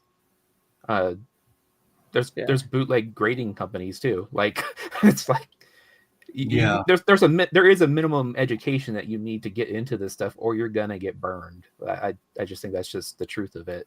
So we're talking about Sticky Goose right now. I'm not. No. Sorry, I just had to go there. I had to go there. My bad. I apologize. Not really, but yes, I went there. All right, Tito. So you have all the money that you want to burn. So here's my reason why I think cards are better. I think cards, when it comes to collecting sports card or TGC cards, is black and white. It's a pretty much black and white. Collect the person, collect the sport, collect whatever you want. Pick the grading stuff. Second, you don't need to have too much space. You can have millions and millions of cards. It will take half the space of what normally 100,000 or even 1,000 comic books, and and as for cards, it's easier for you to access the player or the character you want. You can buy singly instead of buying a weekly comic book or things like that. I mean, it's just the way I would look at it is, since the past 3 weeks, I have opened 20 like booster box, hobby boxes, and I got nothing. Absolutely nothing. I think card market's more healthy too. Like Pokemon released a new digital card game this past week, and the first day it made $12 million. And it's a digital card game. You're not even getting physical cards. You're opening digital cards on an app and playing the game with digital cards, and they made $12 million in their opening. Like the card market's strong. Yeah, that wouldn't help somebody like this. I'm just speaking generally. Right, yeah. It's just because I'm looking at, I guess you could say, parallels, similarities between the comic and cards, and I figured that y'all were going to say cards anyways, but I think, goddamn, I hate this fucking dog. Sorry. You got a new dog? Sound like a Chihuahua back. No. Dude, this little motherfucker is a bully to my Rottweiler. Like I tell my Roddy, it's like I don't know, it's a small dog. And I'm like, Grayson, just bite that mother just one time, just bite him and leave him, like, so he'll stop. Anyways, back to what I was saying. And I was trying to figure out, but y'all didn't really say what I was thinking was, is it because the reading that's involved with comics as well, and a card is just a card, right? It's just one piece of I think the versus... thing is you approached it from an investing standpoint where that's almost like an irrelevant factor. If you're talking about a hobby, then I could see the reading coming into. Well, not necessarily, because if you, right, why is it an investment? Would be I guess the size, you know, the Accessibility. paper and all that. It's just, why is cards valued more as a total than comics? Because even the 1952 Mickey Mantle, right? That's 1952, and we got books that are way older than that are not nowhere near as valued as that 52 Mickey Mantle rookie. Even at a PSA 10, that shit is like stupid money. But there's But dozens you of look at there's dozens of comic books that sell for way above that too. I think cards also just appeal to a way What is a larger range 1952 of interests. value, A like, couple hundreds of thousands of dollars. Right. That's, Oh my yeah. So, I mean, even with your example of Mickey Mantle, like that appeals to baseball fans. I don't think baseball fans are interested in reading a baseball comic. Like you have a different fan base there. You're appealing to Right. way more people, which is why I think it's kind of a safer investment. If Yeah. that's the way David, you're what looking did at it. what did that mantle go for that went on Heritage? Was it a couple 100,000, or do you remember what it sold for? Well, last I year? know that there's one guy that paid $40 million, or is valued at $40 million on a Mickey Mouse that PSA 10. PSA 10. Yeah, the PSA 10. Yeah. say Yeah. 40 million? $40 million. Yeah. Okay. I mean, it's crazy Yeah. as you might think. It's a $40 million on a just a single Right. card. It's a paper on a Yeah. cardboard. It's also a 10, and it's impossible to find cards like that in a 10. It'd be like finding. Can So you imagine finding an Action Comics #1 in a 10? Like, what the hell would happen to people? Don't they have one? I don't think so. Don't they have one? No, the highest grade I I know don't think is it's maybe a no. There I is know I think there's it's a 9. I know there's an AF, that is rumored to AF-15 and a be- 9.8. Yeah, there's a raw one rumored to be like at a 9.6, I believe. It's like one of the Allentown books, or it's either that or Detective It's never been 27. graded, It's never been yeah. graded. The guy won't get it graded. He won't let I think anybody it's look Tech at it. 27. Yeah, and they've valued some of those stuff, and he's a purist. He doesn't want it graded. It'll never get graded until it goes into somebody else's hands. And he's had it for 20 years, and he paid. But those You who've know, seen it, Those who've seen it, they it's swear like- up and down it's a 9.6 to 9.8. And so a 10 in an Action Comics #1 or Detective 27, man, I have no idea what that would go No, for. well, as for me, I don't know if they go for the way 40 million or not, but the way I see it is like, what Tito's saying is, is it because a comic book we have to read it, or people reading it? As to me, it's like I think there's more illiterate people out there that is collecting cards than comics. take You of the know, day. Shit, I would say. That's the take of the day. You Yeah, on the internet. I mean, Well, no, I mean, I'm serious, because like there's a mess ton of Superman, Batman, Spider-Man, Captain America fans, right? Yeah. And we're talking about the same time period, or relatively close within a decade of that Mickey Mantle. So they grew up basically with those two, either the Mickey Mantle or the Spider-Man. I guess it really depends on how you grew up. If you, Yeah. stayed inside and read books, or you went outside and did activities, would probably be where your hobby lays. As to what you love, yeah. Yeah, as to what you love, it absolutely. It depends on what you grew up with, or Do you think that matters as much, or is it just the rarity of it? Like well, I think it's probably a whole bunch of different You're things, but talking I also about think a perfect I also think 10 like cards have and yeah, that's just, cards have well, that's Marvel and something DC right there. also. I didn't even know that. I didn't know that. Well, here's the thing. It's not a survey that I have done, but at my work, Okay. at the Yeah. business that we do, I talk to pretty much everybody walks in. They have more in common when it comes to sports than superhero, or in general in comics. So, people ask me, "What do you do? What's your hobby?" I say, "Oh, I collect comic books," but they would just say, "Oh, that's fine." But when we talk about the World Series, the football, the hockey, they're more involved, they're more in tune, and would have more of a conversation. Then I realized, people are more in tune, would have more interest in the sports than comics in pretty much in general. So I say probably 8 out of the 10 people that I talk to in a daily basis, they have more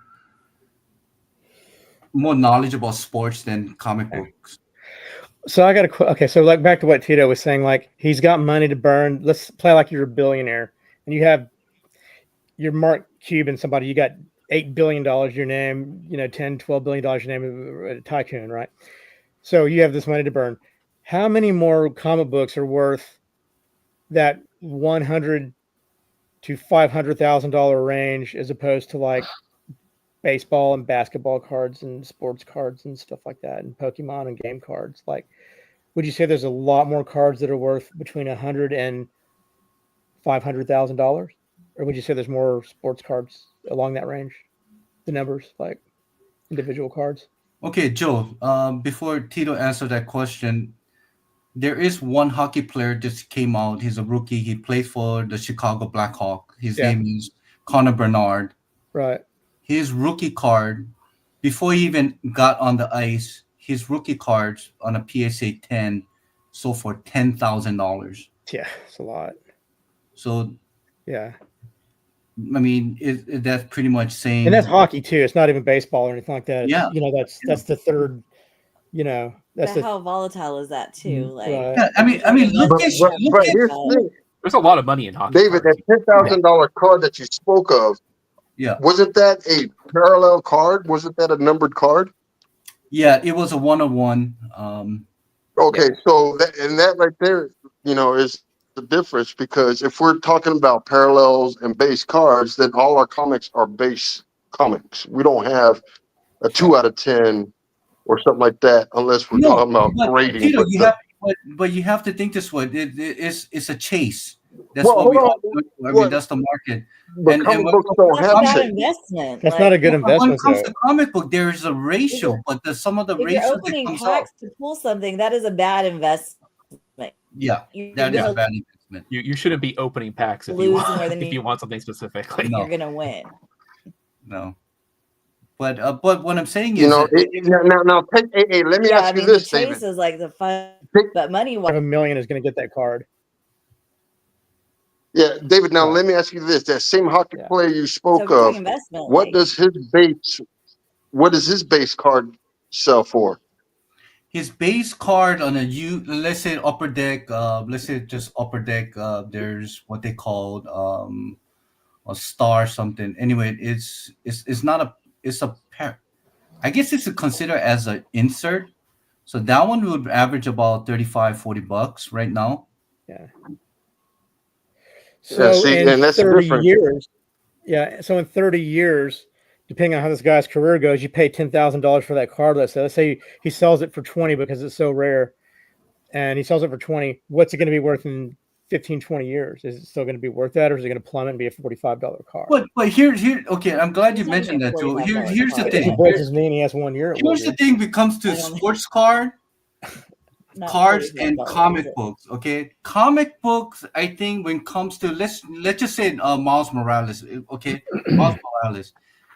His rookie, his first appearance in a comic is right now on a high grade on the 9.8. It was probably selling for $600, right? $600. But when you have a sports card, you invest. Let's say you buy this player, and let's say that he won the Rookie of the Year. He won the MVP. He won the Triple Crown. He got the Golden Glove. All that thing that they award the player for. His value goes up on his performance. Yeah, same is true as when he gets hurt. Yeah, The value goes down. Yeah, it's like you have Miles Morales really great, but they really does not do justice when it comes to his movies, his storylines. They keep rebooting, but the story does not last more than 10, 12 issues within a year after they reboot it again.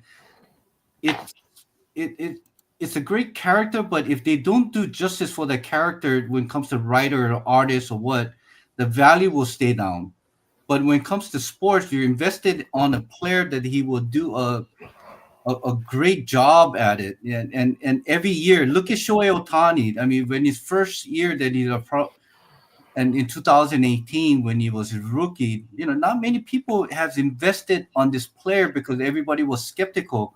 He's right now his Bowman Gold autograph PSA 10. I think that sold for $500,000. Right. But for every one of those, how many are? Yeah. Here's the when you're investing in something, you don't want to gamble like that. You want to go for what's true, what's solid, what's proven, what's held in. You want to gamble every once in a while, but if you're going to base everything if you're going to base everything you have on just like a gamble of something or hoping this or that, but the gamble have paid off for a person who don't think purchased that's that back the in best way to go with it. 2018. When 2018, that car was only not even, I think it was $1,800 because it was not an easy card. Yeah. What I'm saying All right, is, hold on. people had invested, and he has proven that he is worthy of that investment. All right, I mean, another question. So when we are talking, because I'm hearing access, right? Access.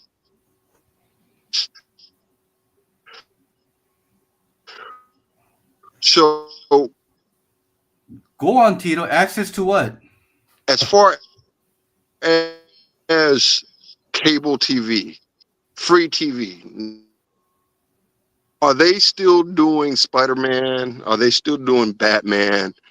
Can we watch cartoons on cable that you don't need a streaming service for? Yeah, they do have it in I think don't they have that animated, not the animated, but I think it was more of a Spider-Man and Friends. You're Don't they talking have about the have a Cartoon TV. Network? Oh, Yeah, Cartoon Network. Is that Well, is that yeah. I know TV, so is that well, is the that Cartoon Network shut down. then, So that's what I'm trying to figure out, because baseball, football, all those are pretty much on free TV. But when we're talking about comic books and comic book characters, I'm not familiar with access to that in the cable realm. You either got to have a subscription or you got to go and but do here's some the thing, stuff to get to watch that stuff. Yeah, I know where you're going at, but I think it's to a point where I think when it comes to comic book, you got to have a streaming. So you need to have a parental guidance, on Disney Plus, on Netflix, or Prime. You need to have an adult. or you Cartoon, can right? subscribe to it. Cartoon. But here's the thing. I think comic book, when it comes to that's what comic book market, I don't think it's for kids anymore. It's people from our age, the Gen Zs, from who was born during the 70s. Well, and 80s. that's going to be the problem. I think that is the problem. If we don't have I think that's- if the kids don't have access to these characters at a free level, and you got to ask mom and dad or grandma, grandpa, uncle and auntie, hey, can we get Disney Plus? Because I really want to watch X-Men 97. Or I want to go watch, whatever it is I want to watch, Spider-Man, right? And they might not care to get those streaming services. So is there public access to those cartoons? Yeah, Because at the end, Hey, Splash. yes, Mr. White Gloves. Yeah. yeah, Yeah. You've been collecting comic Go ahead. books. Is there anybody on this panel that collected comic books when they were 10 years old? We're all old guys. Yeah, I did. So did you love that or like that or seek that because of like movies and cartoons? Or was Never it had just, those back Yes, then. like they I didn't, watched the reruns of Yeah. like Batman. but I didn't. They didn't have that when I was, they didn't. They did. Well, yeah, they did, but that's not why I collected it though. But that's like No, I from the know, but I'm 20s. just saying, like, Yeah, those are like syndicate, like the Batman, the 1960 Batman, Batman show and stuff like that. Superman. But I didn't collect Batman. I collected X-Men. There was nothing when I was 10 years old that told me anything at all about X-Men, except for I walked into a comic book store and I'm like, holy crap, what is that? That is cool. well, I grew up with X. Yeah, the you did. X-Men Yeah, but cartoons, you're I found a Spider-Man comic at a yard sale. That's what started my childhood Yeah. collecting. So it's So- like, right. So that's my point. Like, I think that a lot of people that are old enough, like, that's not what, and maybe this it's a different generation, like y'all are talking about growing up now. Maybe they need that, or maybe that's their introduction to it.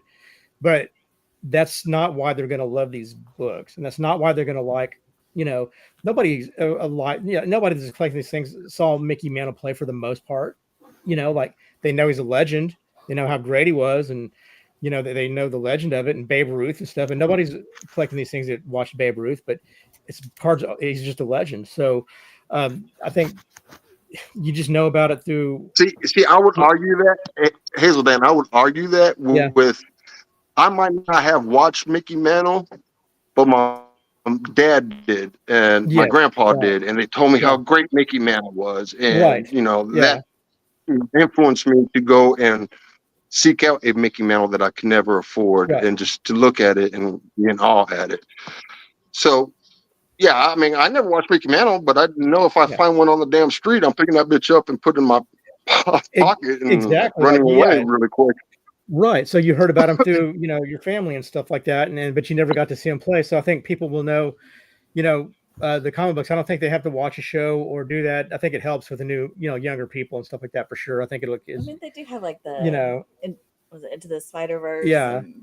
But they have Into the Spider-Verse. They have a lot more access to this stuff now than when I was growing up. But me, I just fell in love with it because I got involved with I had a buddy of mine and we're like, oh, Teenage Mutant Ninja Turtles. What is this? Went into a comic book shop and we just started buying whatever we liked or whatever. But we didn't have a show or a movie or a TV series and all that to turn us on to that stuff. We just were drawn to it because we liked it, and I think it's important that you collect what you really love and what you really like, because you can't it's a lot harder to go wrong with something like that, than that was kind of cool.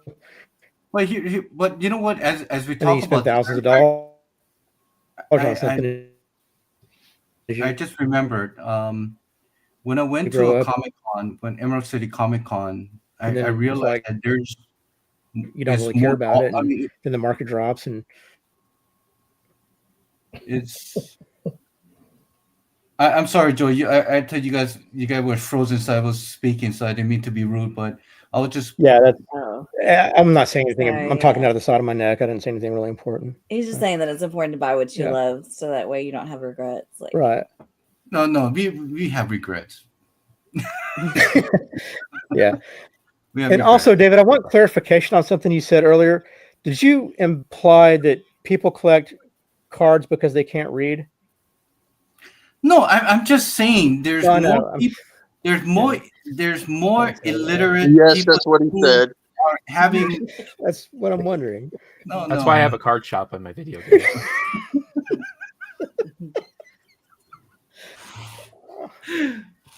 Well, I'm just saying is that it's to a point where I noticed that when I go to con, I see a lot more adults buying comic books and things, more adults dressing up as a cosplay.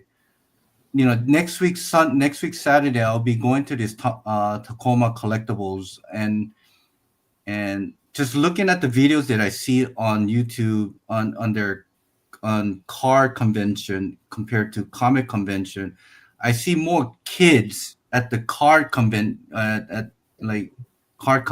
than the comic convention itself. So I think there's that range of there's more kids involved in the cards, Pokemon, baseball, and then the comic itself. Yeah. People were saying, that the character is popular compared to how many cosplay. Right. I think it goes the same as the audiences that you draw to this fair or events. Then when you have more kids than the adults. I mean, if you're also talking cards and kids, like if you have a game centered around the collectible, of course kids are going to be engaged by it. Like there's a reason Pokemon is such a big franchise. It's a game that is pretty accessible to anybody. It is. But are the kids there because they're playing the game, or are they there because Yes, they are. parents Yes, they collecting are. them? Like, Yes, they are. They are So- playing, they're Yeah. trading, they're Some I of mean, the top players at tournaments are kids. So, Oh, so yeah, kids are very engaged with that game. Okay. cool. Yeah. what's up, Bulldoggy.1, Bad Avenger, hello sir. Welcome. So, Yeah. Richard, when they play these games, does it involve reading? Yeah, it does, believe it or not. But it's usually like 2 or 3 words at a time. So Yeah. But still, David speaks true. The illiteracy rate is high. That is not a falsehood. No, it's not. I mean, I think there's more illiteracy out there than you know than we know. And it depends on how you define that, because if I pick one of these books from my shelves and I try to read it, there are some books I can't read very well. Something written by, for example, Charles Dickens, I would have a hard time reading that. Even though I can read English, that stuff is hard to read. I think it's more of the comprehensive part that I think people are struggling with. I mean, look at it. I don't want to go into politics, or I don't want to go in that, but it just our public school system is failing as well too. If you overall, so well, You can people kinda don't have hold on, attention hold on. spans either. was that Hold on. what was that, Richard? Just attention spans are less than they used to be. Also, Yeah. So Well, So and that's going what I back- was Yeah. kind of mentioning about the cards versus comics. And Richard is a lot fucking smarter than me, and he could break it down to exactly that. Is cards, there's really nothing to read. I mean, there is stuff to read, but there's no story or what happened within the card or something like that. But anyhow, back to investing either cards or comics. I got, all this money. Take all the parallel cards out. Take them all out. Pretend they never existed. Would you Okay. still say comics? Yeah. I'd say cards still. I I'd say say comics. cards. Because I don't. Again- I'm also not. I also don't Yeah. collect sports cards very much. I collect a bunch Yeah. of games that don't have parallels. Right. But we're talking about money's not an issue. How many comic books can a billionaire get that range between 100,000 and Well- 500,000 that'll probably maintain their value over the decades and stuff like Are that? you even talking billionaire, or is it just like Is I it- want to invest in Well, comics? I think he said money's not like he said something about Yeah, money's not an option. Yeah. I got money to burn. Yeah. I'm trying to figure out Yeah. which route do I go? Do I go There's- cards You or just do I buy go the damn publishing house. But also, if you go back in Yeah. time, There- parallels yeah. weren't a thing. Parallels are a modern. if you have unlimited money, you need to build a time machine, go back in time, and buy all the stuff. That makes sense to me, actually. Yeah. There you go. Yeah. Well, here's the thing. Okay, you say so Tito, you say you take all the parallel out of the sports or is in card in general. Would you still invest in comics or thing? Yeah, because I'm only saying that because that's almost a unfair comparison between comics and cards, because a lot of the high value cards nowadays is those parallel cards. What? No. I mean, if you look at the That's just the modern market, ratio though. variance when it comes to modern, that is also considered as a parallel because you need to. The LCS has to purchase certain amount of issues to get those. David, I know you are not comparing card parallel number cards to comic ratio cards. I know. Please tell me you're not comparing those two. No, I'm just saying is in parallel to a point where you need to buy LCS has to buy a certain amount of cover A or cover B to get that ratio. So it might might not be different. numbered. Or when you're talking like 1 of 1 or like Yeah. Card collectors are also stupid though, because a 1-of-1 is never a 1-of-1. Yeah, no, it's one not of one of 1-of-1. it's the 1-of-1 of that set of that particular parallel of that autograph for that brand. But Yeah. there'll be 16 other sets that same year that also have 1-of-1s. So it's like, Well, that's what I'm saying is take the parallels out the way. but also like we're hyper fixated on like modern stuff. Like the Mickey Mantle isn't a parallel. Like there are old stuff that don't have parallels that are Right. just stronger in cards. Right.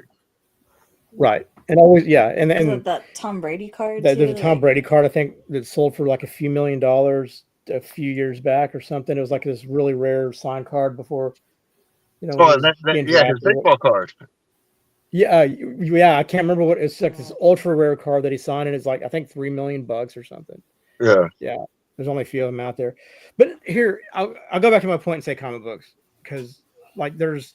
I would pick comics, but that's also because I'm more familiar with Well, that. I like, pick comic book because there's I can get on the next auction, and I cannot tell you how many comic books are going to sell between $10,000 and $100,000. They're all over the place, and I don't know that I don't know as much as you guys do about like trading cards and game I would cards. imagine the same auctions, like Yeah, like how same ways many? you could do a comic. Like if they have if they have a game card auction, how many would sell between $10,000 and $300,000 or $400,000? Like how many would you think? For games, I don't think anything's going to hit the $100,000 mark except for maybe some Pokemon and some Magic. Yeah. And You can go to the last Heritage auction. You can get on there and you can see, I don't know how many books that sold for like $50,000 to $100,000 in one auction, and have auction in, auction out, 100,000, 200,000, 100,000, 50,000, 75,000, 12,000, 13. It's all up and down the board. There's so it's insane how expensive on a wide scale. Like even modern books, like that are thousands of dollars. You can find a modern book you get a modern book at a 9.9 and it's going to sell for $15,000 in some of those books, and I just don't think there's a lot of sports cards on the average and a lot of the game cards on the average that have that kind of value card for card as comic books do. So if you were going to invest in something and you had money to burn, I would go comic books because it's just up and down the board, thousands and thousands of dollars per comic, no matter what. There's more cards produced. there are way Yeah. more. There are way more cards There's a lot that of cards have produced. value though. Yeah. Like the average card probably has more value than you would expect. The problem is too though, but we're living in this hypothetical situation. Like if we're throwing out parallels, like it's not even a real situation anymore. If you're investing in cards, you're investing in parallels. Like Right. Or whatever cards are out there. Yeah. All right, right. so So, I'm so gonna- it's like you can narrow this down, but using the real world, I think cards wins without these specific narrowing down cases. All right, so guys, look at this. So I just put sports card, and that's just sold from highest to lowest, and you can kind of see that there is this Panini Immaculate Terra Hero rookie for 89,000, Jackie Robinson for 20,000, Victor for 17,000, 14,000. As you can see, there's lot more 5-digit numbers sold in the past 3 months compared to let's say stop screen and let's go to this other screen here, which I have comic books. So this is comic book per sale. Okay, so we're looking at comic book lot for 100,000, somebody 39,000 in a complete set of okay, so here it is for 40,000 that was accepted, 166 issues for overall. Okay, so you got a 9.8 for 40,000, 39,000. So here it is. I mean, it's just, if you look at it, is majority of a very key issue book like F-15, Star Wars Sign, X-Men on a high grade 9.8. So we consider this as like a PSA 10 kind of thing. But if you compare to the sports card, is not a key. Is probably somebody that it is just a player that It's breaking out. it's just a player. Mm-hmm. So see, it's like who do you know who's Lamine Yamal? No. Here's Caitlin Clark 101 patch. There, Girl. that's my girl. Brock Purdy. I mean, the only reason that he's getting the love because he's surrounded by talent, but I don't think he's ever going to be a great No, I'm afraid he's going to fall off a cliff pretty soon. You know, if he was playing for a different organization, I don't think he would have been. I don't think he would have the successes now. So people in sports in general. I mean, look at this: Shohei Ohtani, rookie. Close to $8,000 on a fucking piece of on a cardboard. But I am a bigger Brock Purdy fan than I am a Shohei Ohtani fan. Yeah, because you're closer to San Francisco. I understand that. Same here, Splash Page. We did the same. We started off early with our Silver Age stuff, got all the Silver Age Grails and keys we want. Now we're going backwards to the Golden Age, and it's just kind of blowing our mind with how insane from top to bottom those expensive those books are, even for the stuff that aren't even major keys. Like it's just so expensive. God damn it. $5,000 only? Jesus. All right, so as you can see, I think overall in general that I think sports card is what Richard said is much more healthier in general when it comes to instead of comic books. I think when it comes to comic book in the olden age books, golden age, you grab whatever. I think when it comes to silver age, I think mid-grade and up is the one that it pretty much will hold its value, but anything below going forward, I don't know, might not. Yeah. But I think when it comes to sports, it's all depending how that individual performs throughout his career. You know, that will hold the test of time. I mean, look at Tom Brady.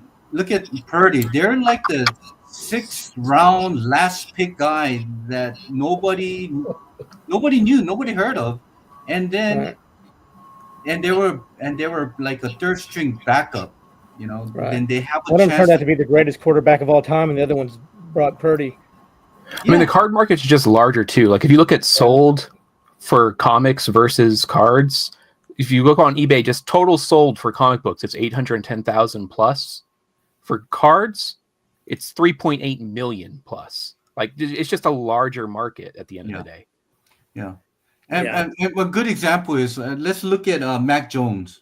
Not Mac Jones. Who was the quarterback for New England Patriots? I think it was Mac Jones. Yeah. People have paid over 30,000 on his very high-end rookie card. All right, because he did okay in his first season. Look what happened last year. He got cut. Yeah. He's not even playing anymore. So right now his rookie card probably in the hundreds, I say. Yeah. If anything. So I mean, modern sports cards are so volatile to begin with. They are, yeah. They are. So are modern comic books. So are modern modern comic books can be too. Like they're both got volatile parts of the market. So you invest in the right cards, and you invest you can't go wrong with the Charizard cards. They're set. You're good. You're good on the some of those Magic the Gathering cards. You know, the black Mewtwo and Mewtwo. Fuck Charizard. Mewtwo. You're good, and you're good on like. There's a lot of comic books. You're just good on. You're good on Mickey Mantle. You're good on Wayne Gretzky. There's just stuff you're good on. Can't go Michael Jordan, AF-15s, and then the stuff you're not. But I think, I don't know. I guess I just know the comic book industry a lot better, and I've been collecting long enough to like see how consistently high on average like a lot of these books sell for. Good luck getting online and buying any Golden Age book for less than $500. The same may be true over cards. We're just it might not be as true, familiar with but that. I think you can find a lot of. It depends. Like anything, it depends on the card. It depends on the age of the card. It's kind of the same situation, honestly. Yeah. If you exclusively look at the older, more sought after cards, well, you're not going to find one for cheap. Right. Yeah. Yeah. And so I guess is there a golden age of like game cards? Like, is there like this is the decade that the cards has the best cards, the most collectible cards out of the thing, and people just go that decade and stuff like that. Probably Pokemon. Pokemon. I mean, I wouldn't give it like a decade because it kind of depends on when whatever card you're looking at kind of came into the industry. Okay. Because Pokemon started in 1996.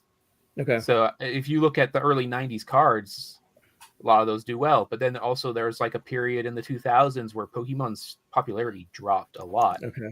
And some of the most expensive cards in Pokemon are from like 2003, Okay. where like there's a pack will cost you $15,000. Just Okay. a pack, Yeah. no guaranteed pulling anything out of it. Just Right. a sealed pack is going to cost you $15,000. Yeah. So it's like it's almost, you have to know the history of the thing you're interested in to find what that era is for that Okay. particular thing. Yeah. Okay. Yeah. So I guess it's to a point where even in comics, it's like we always look for that low print or rarity of a certain, regardless if it's a modern, Right. of course, when it comes to modern, early 80s, late 80s to early 90s was overly printed. So regardless, you can probably get it anytime, anywhere. But, I think what I have to go with sports card, card in general. Yeah. So if you have the money, if you want to have something to collect, I said go with the cards. Don't buy hobby box. Don't buy booster box. It's Yeah. just Yeah. That well, That's one like- thing cards. You don't buy boxes if you're trying No. to make money. no. You're Yeah. buying singles. No, but if you buy a box or hobby box, you leave it sealed, and hoping that year there's there's specific cards or chase cards or I can players. go both ways though, because sometimes you keep it sealed and then that just falls off. Like it's worth So, nothing. What if you were to buy, like, what's that? The Mickey Mantle? It's a 52, right? Yes, Is it 52? So if you were to buy a box of 52 baseball card, like an entire, like, let's say you were to buy, a box of those, what would be your chances of getting something like that Mickey Mantle card in a well, box? definitely you'll get one or two. Okay, I think it's every other box on the Mickey Mantle specifically. really? Is it? I think so. So if you I got an looked at it untampered once. with straight up Yeah. box, you can end up with like a $20 million card. Yeah, but good luck finding that. That's Yeah. that's real. Okay, so that's what I mean. Like, so you Yeah. probably won't get that card yeah. in a box. Finding a sealed pack of that set. Yeah, Yeah, no, yeah. yeah, it's not gonna. It's not. If you did though, like if you Yeah. did, what would be the chances of getting that specific Mantle card? Pretty slim. Yeah, I mean it. I don't know how many packs were in a box. It's probably like a 1 in 40 chance or something like that. Okay.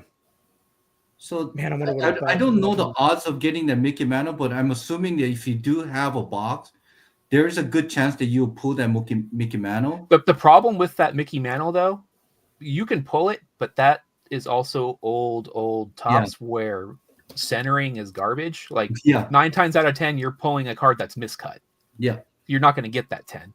yeah. That's just why that goes so high, is because just like getting a Michael Jordan 86, 87 flared. You know, if you have an unopened box, you can sell that for tens of thousands of dollars. Yeah. Trying to pull a card that is PSA 10 is pretty much it's very, very low that you'll do it, because even that year the cutting is so well. yeah, like even with like original base set Pokemon, you buy a booster box. If you pull the biggest card in there, unless it grades a 10, you're still losing money Really? because of Okay. how hard it is to grade those cards perfectly. Because Okay. quality control is crap. I saw that thing where it was Jake Paul or one of those Paul dudes bought Logan that Paul. $3 million box of like Pokemon cards or something, and it ended up being a scam. Yeah, but Logan Paul is He's that's an a whole idiot. that's a whole discussion in itself. That dude. If you legit like is that bot like legitimately like is $3 million a good price for a box like that? Like, would you get your money out of that if you don't like? In COVID times, you probably would have. Nowadays, it's probably about a $500,000 box. Oh boy. Oh. Okay. Yeah. Wow. Okay.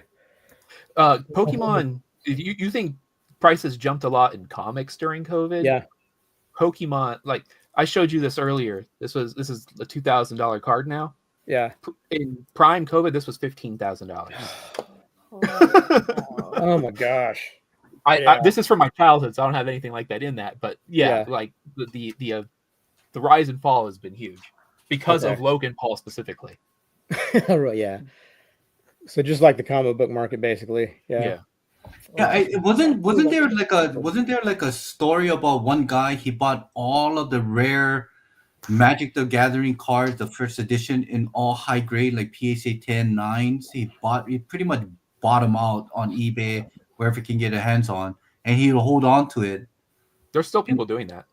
I don't know if you know, like my Spider-Man rookie card I have. There's someone actively trying to buy out all of those on eBay right now. Not really. Is that the 78 or was it the 66. 66. There's someone actively trying to buy out every single one. Everyone that gets listed, he contacts them. Is like, let me make a deal with you. He's actively trying to buy out that card. Wow, I wonder how rich that person is. It would probably Let's just say he alter- is a very well-known person, sports card investor, and is if you it know Golden? anything about cards, that's enough to figure out who he is. Is it golden? I'm not, no, but I literally said his channel name. Yeah, I was about to say, you gave it away. Yeah. You gave it away. Yeah. Yeah, he's crawling in people's DMs for that particular card right now. Yeah, even those to get in a PSA 10 is impossible almost. Well, yeah, old cards. It's just cards in general, but especially old cards. Quality control wasn't there. There were a lot of cards are missing a border on one side, Oh, that's sad. or they'll be cut in a complete diagonal. Like, good luck. That's why 10s are so sought after in old cards, and why 10s in modern are kind of overrated because The quality border on control's the whole improved so side? much. Oh yeah, I sent off a 1977 loot card recently to PSA. I'm still waiting to get that back, but it's missing an entire border. Wow. Well, talking about borders, it kind of reminds me of the Nolan Ryan rookie card, the 1964 tops. That is really, really hard to also get us really well centered. If you can get that in a PSA 8 is like considered as like a 9.8, Yeah. Hold on. Let me interrupt. Hey, CBA. Yes. So you're a big Black Widow fan, right? Yes. And you mentioned somewhere along the lines that if you were to come back, Nightwing will probably be somewhere in the top that brings you back. I think so. I I think I'd have to get good deals on everything. When we were off air, for example, David was mentioning Absolute Batman. Black Friday's in a couple of weeks. If I could get good deals on Nightwing and Absolute Batman, I will. But if I stop comic books today, I'd be content with what I have. I have a very nice Black Widow collection. I could stop right here. I'd be okay.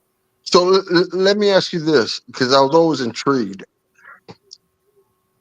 You and Black Widow, what led you to Black Widow, and were you collecting other characters other than Black Widow? Like, Yeah. what was the draw to Black Widow out of everybody?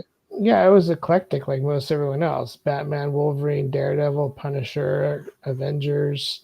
I think I just wanted to focus on one character because it got to a point where I was buying variants and hard to find exclusives, and it got so expensive, and I just decided just to concentrate on just one thing. And it made my life so much easier and less stressful. And the Black Widow, like, how did that come about? Were you already like, did you have majority of the books? I'm like, I think I'll stay with this one because I got majority of the key books for this. I had the majority of the key books, and I sold them off early in my marriage. But I've gotten some of them back. Like I got, I got this one. I'm happy with it. It doesn't have to be perfect, Mm-hmm.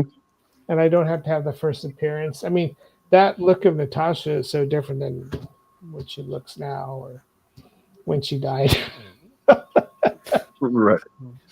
I was always just kind of curious on your Black Widow collection and how you kind of drew down and hyper focused on Black Widow more so than anybody else. Right, because just like a lot of YouTubers, I was just running out of real estate. I was buying all the variants, all the exclusives, So why was it Black Widow instead of like Wolverine? What made Black Widow win out in the end?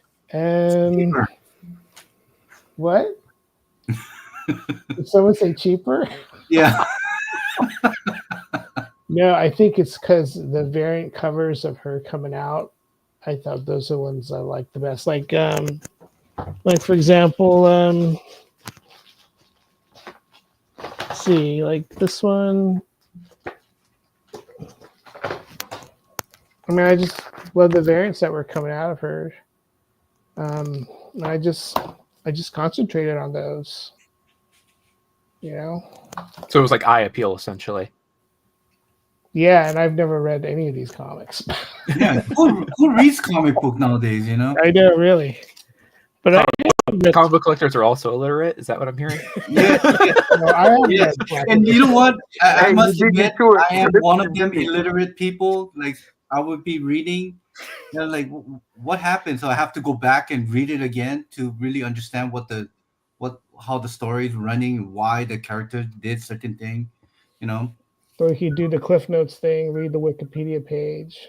Yeah. I mean, like you said, ADHD. I don't know, is whatever it is, but I'll read a book 5 page on, and like I will forget what happened, so I have to go back.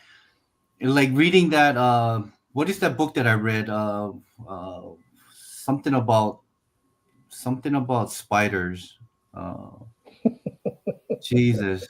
Okay, that narrows it But down. anyway, it's about kids got abandoned on an island. They find out it's all about it's about humanity. About what? Lord of the Rings? I mean, Lord of the Flies? Lord of the Yeah, Flies. the Lord of the Flies. It took me a whole freaking month to read that thing because I have to keep going back. Yeah, and there's no read it spiders again. in that one, David. Huh? There's no spiders in that one. Yeah, no. The spider threw me off. I'm like, But Not yeah, Lord of the Spiders. what I'm saying illiterate is like you know how to read it, but sometimes you comprehending or just forgetting about what happened a few pages back, like myself, I have to Yeah. go back again. And you know, reading a comic book, you need to really focus and understand the character, why they're doing it. You cannot just pick up a single issue and say, "Oh, I understand what's going on." You probably will understand what's going on in that issue, but you don't know why that has compared to that storyline. So you have to go back again. So like me to understand DC character in general, to have a whole knowledge of their history, and man, it's like going to take me forever to really understand Batman, why he does what he does, what the history of Batman, what he did, and going on so far. you could just go out and buy Detective 27. No, so like I said, it's going back to just pick a series like this, And read it. and read it. I Yeah. read this like 3 times, then finally to realize, oh wow, this is a really good It's a joke. read. Yeah, I also have to read comic books multiple times because I get distracted with the pictures. I didn't pick up on the nuances of the story. And I was regularly collecting, clearly and consistently, Batman and Punisher because I like those characters and I like those stories. But then they took different paths that I wasn't interested in anymore. And that's why I kind of went towards Black Widow because they kept releasing another miniseries, another series, and I like the covers.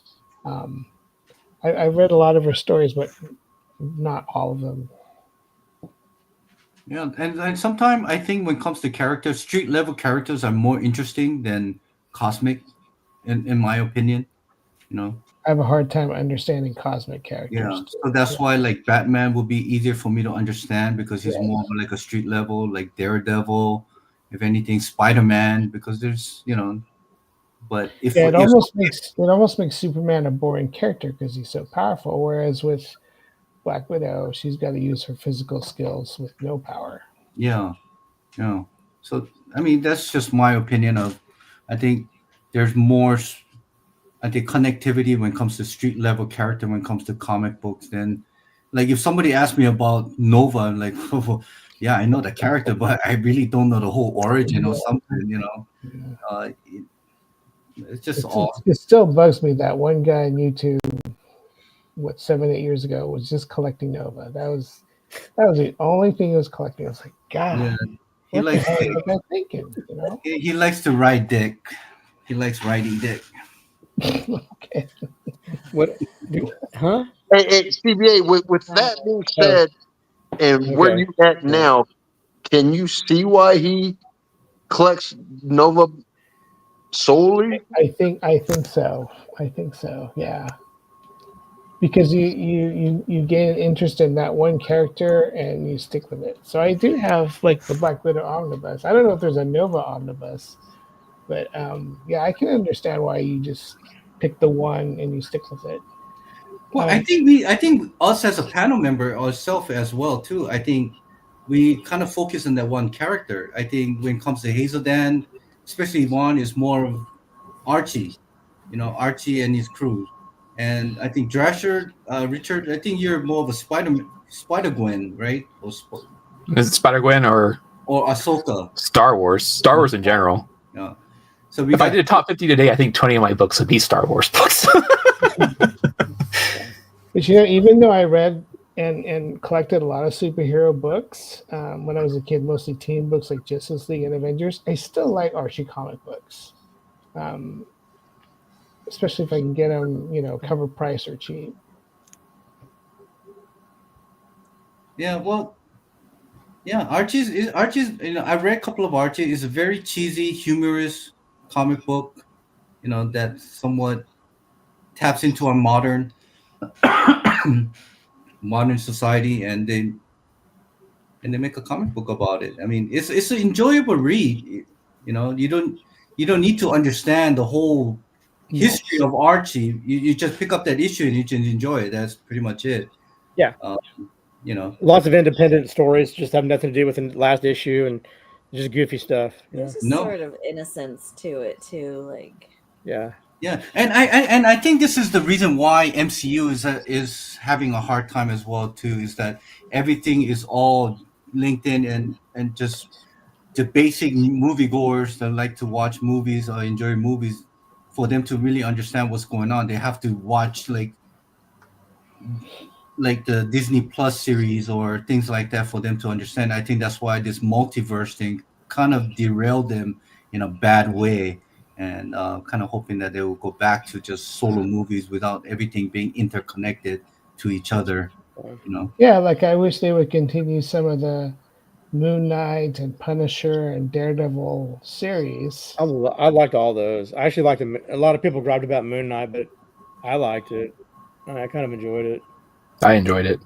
Yeah. I've been a fan of Moon Knight back when David thought Moon Knight was the worst thing in the world to ever collect. Yeah, but Moon Knight is like Spawn, in my opinion. I remember an era, David, where you gave everyone so much shit for caring about Moon Knight. Schizophrenic character. You don't know if you're reading a story, if it's in his own imagination or it's actually happening to him. So I mean, But 2025 is when they're going to come out with new Marvel stuff. I think there's the Daredevil Born Again, but is there something else important coming out? Like, is there going to be a Punisher or Moon Knight? yeah, well, Punisher will be in that Disney Plus series in Daredevil Born Again.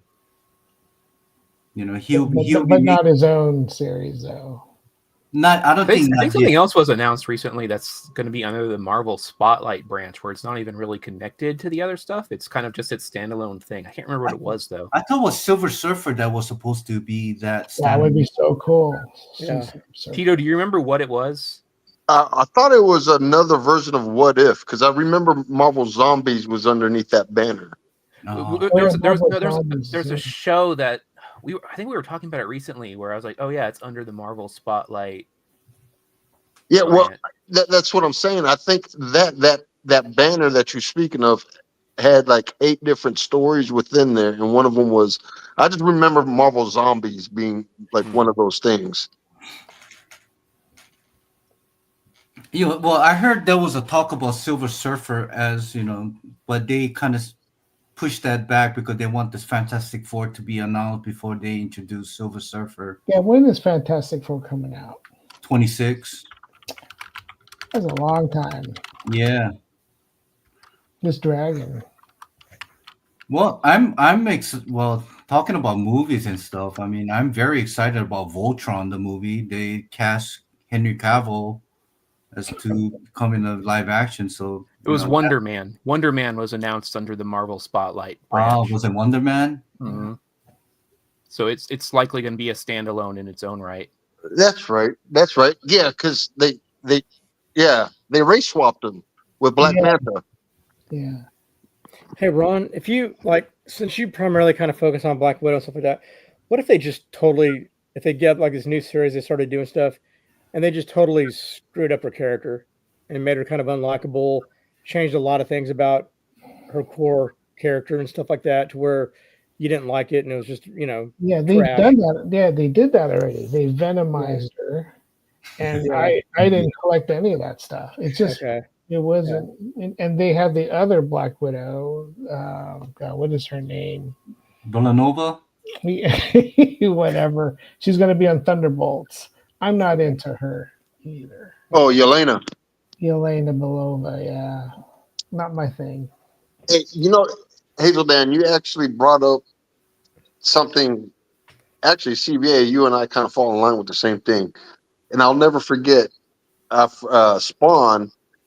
For some reason, I think it was 2018. I know me and Rich were talking about it, but at one point, my man McFarlane was like, "Oh, Spawn is the hot topic of the year," Mhm. and my man came out with 6 covers of Yeah. one issue, and I was like, "I'm a Spawn fan. I'm gonna do it. I'm gonna do it." So I bought Yeah. all 6, and then after realizing what the hell I just spent, like fucking $18, $20 worth of books, I'm like, "Oh, this dude is getting super greedy, super Yeah. greedy." And then from then on, I pretty much backed out. I'll probably buy one issue of anything. But I tell you, if there was a Spawn movie that came out with the gunslinger in it, you would not regret your purchases. I think you would be a Spawn fan born again. Yeah. Oh, I love the man. guns. No. See, for me, like I have this weird. I'm sure Rich could explain it better, but if I feel like I'm being taken advantage of, then I will drop out in a heartbeat. Like, no, I'm good. I've been in that situation too, where I bought a bunch of Black Widows, number one, but it's all the same stuff on the inside. I never felt taken advantage of because it's the character I want to collect.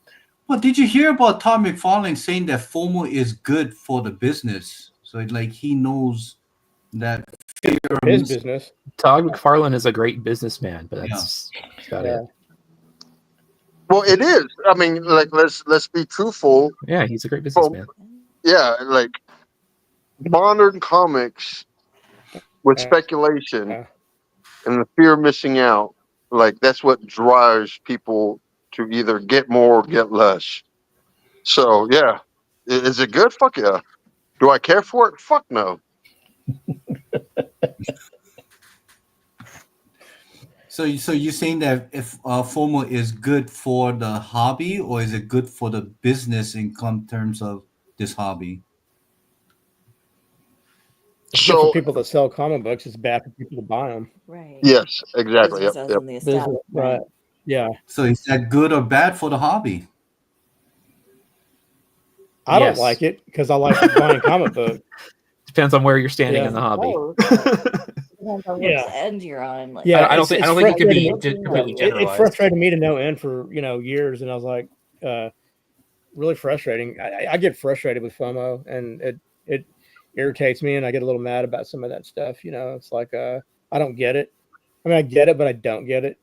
Like I don't get it until a new Spider-Gwen series drops, and I have to get the 1 in 100 and the 1 in 200. And yeah, then I'm the target audience again. Here goes a funny story of me and FOMO.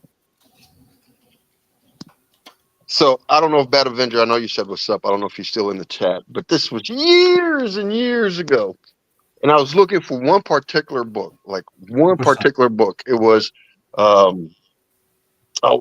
Super Sons, man. Wolverine's Kid. It's 23. Dakin, or- No.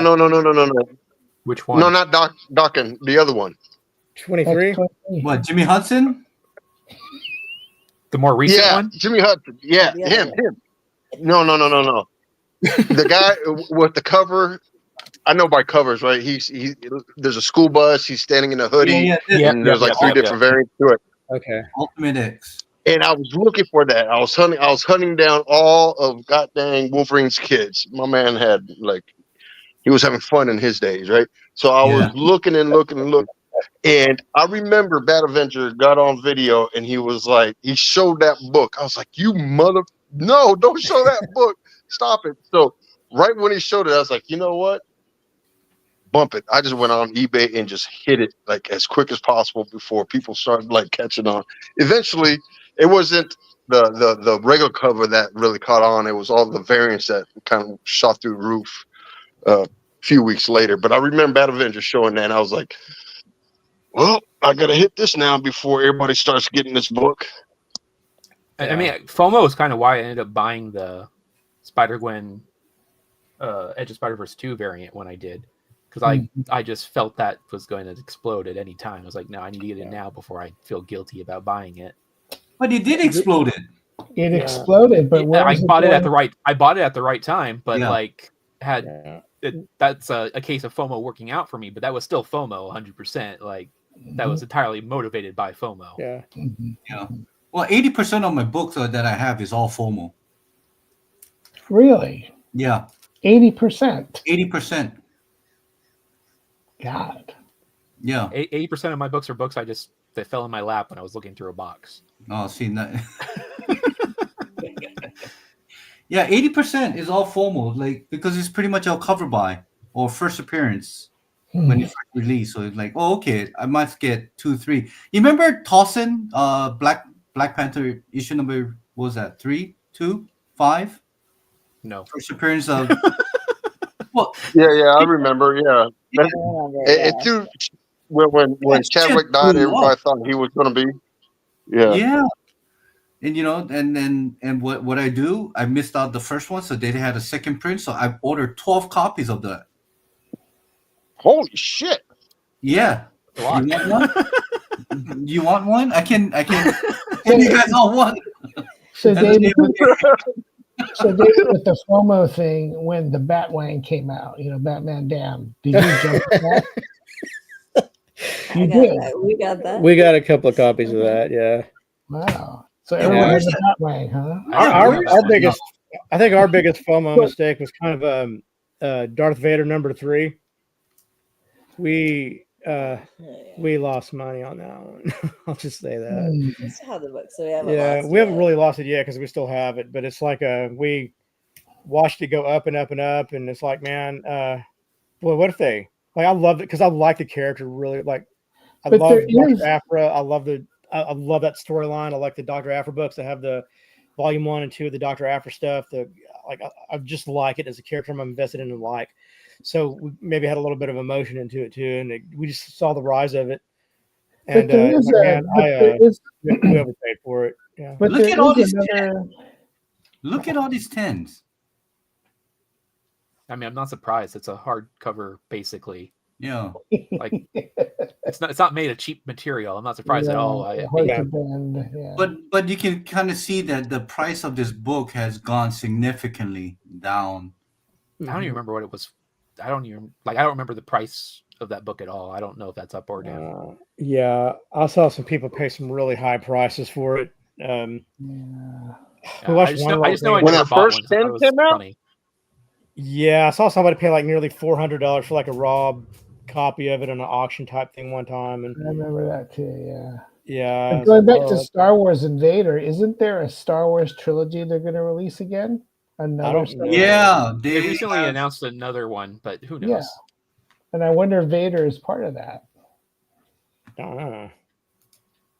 Well, at this point with Star Wars, I'll believe it when we get like proper news rather than rumor. I'm just happy that give me a title and I believe something's happening.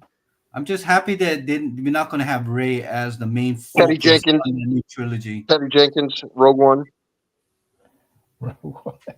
David, real quick, when you mentioned FOMO and 80% of your books, let me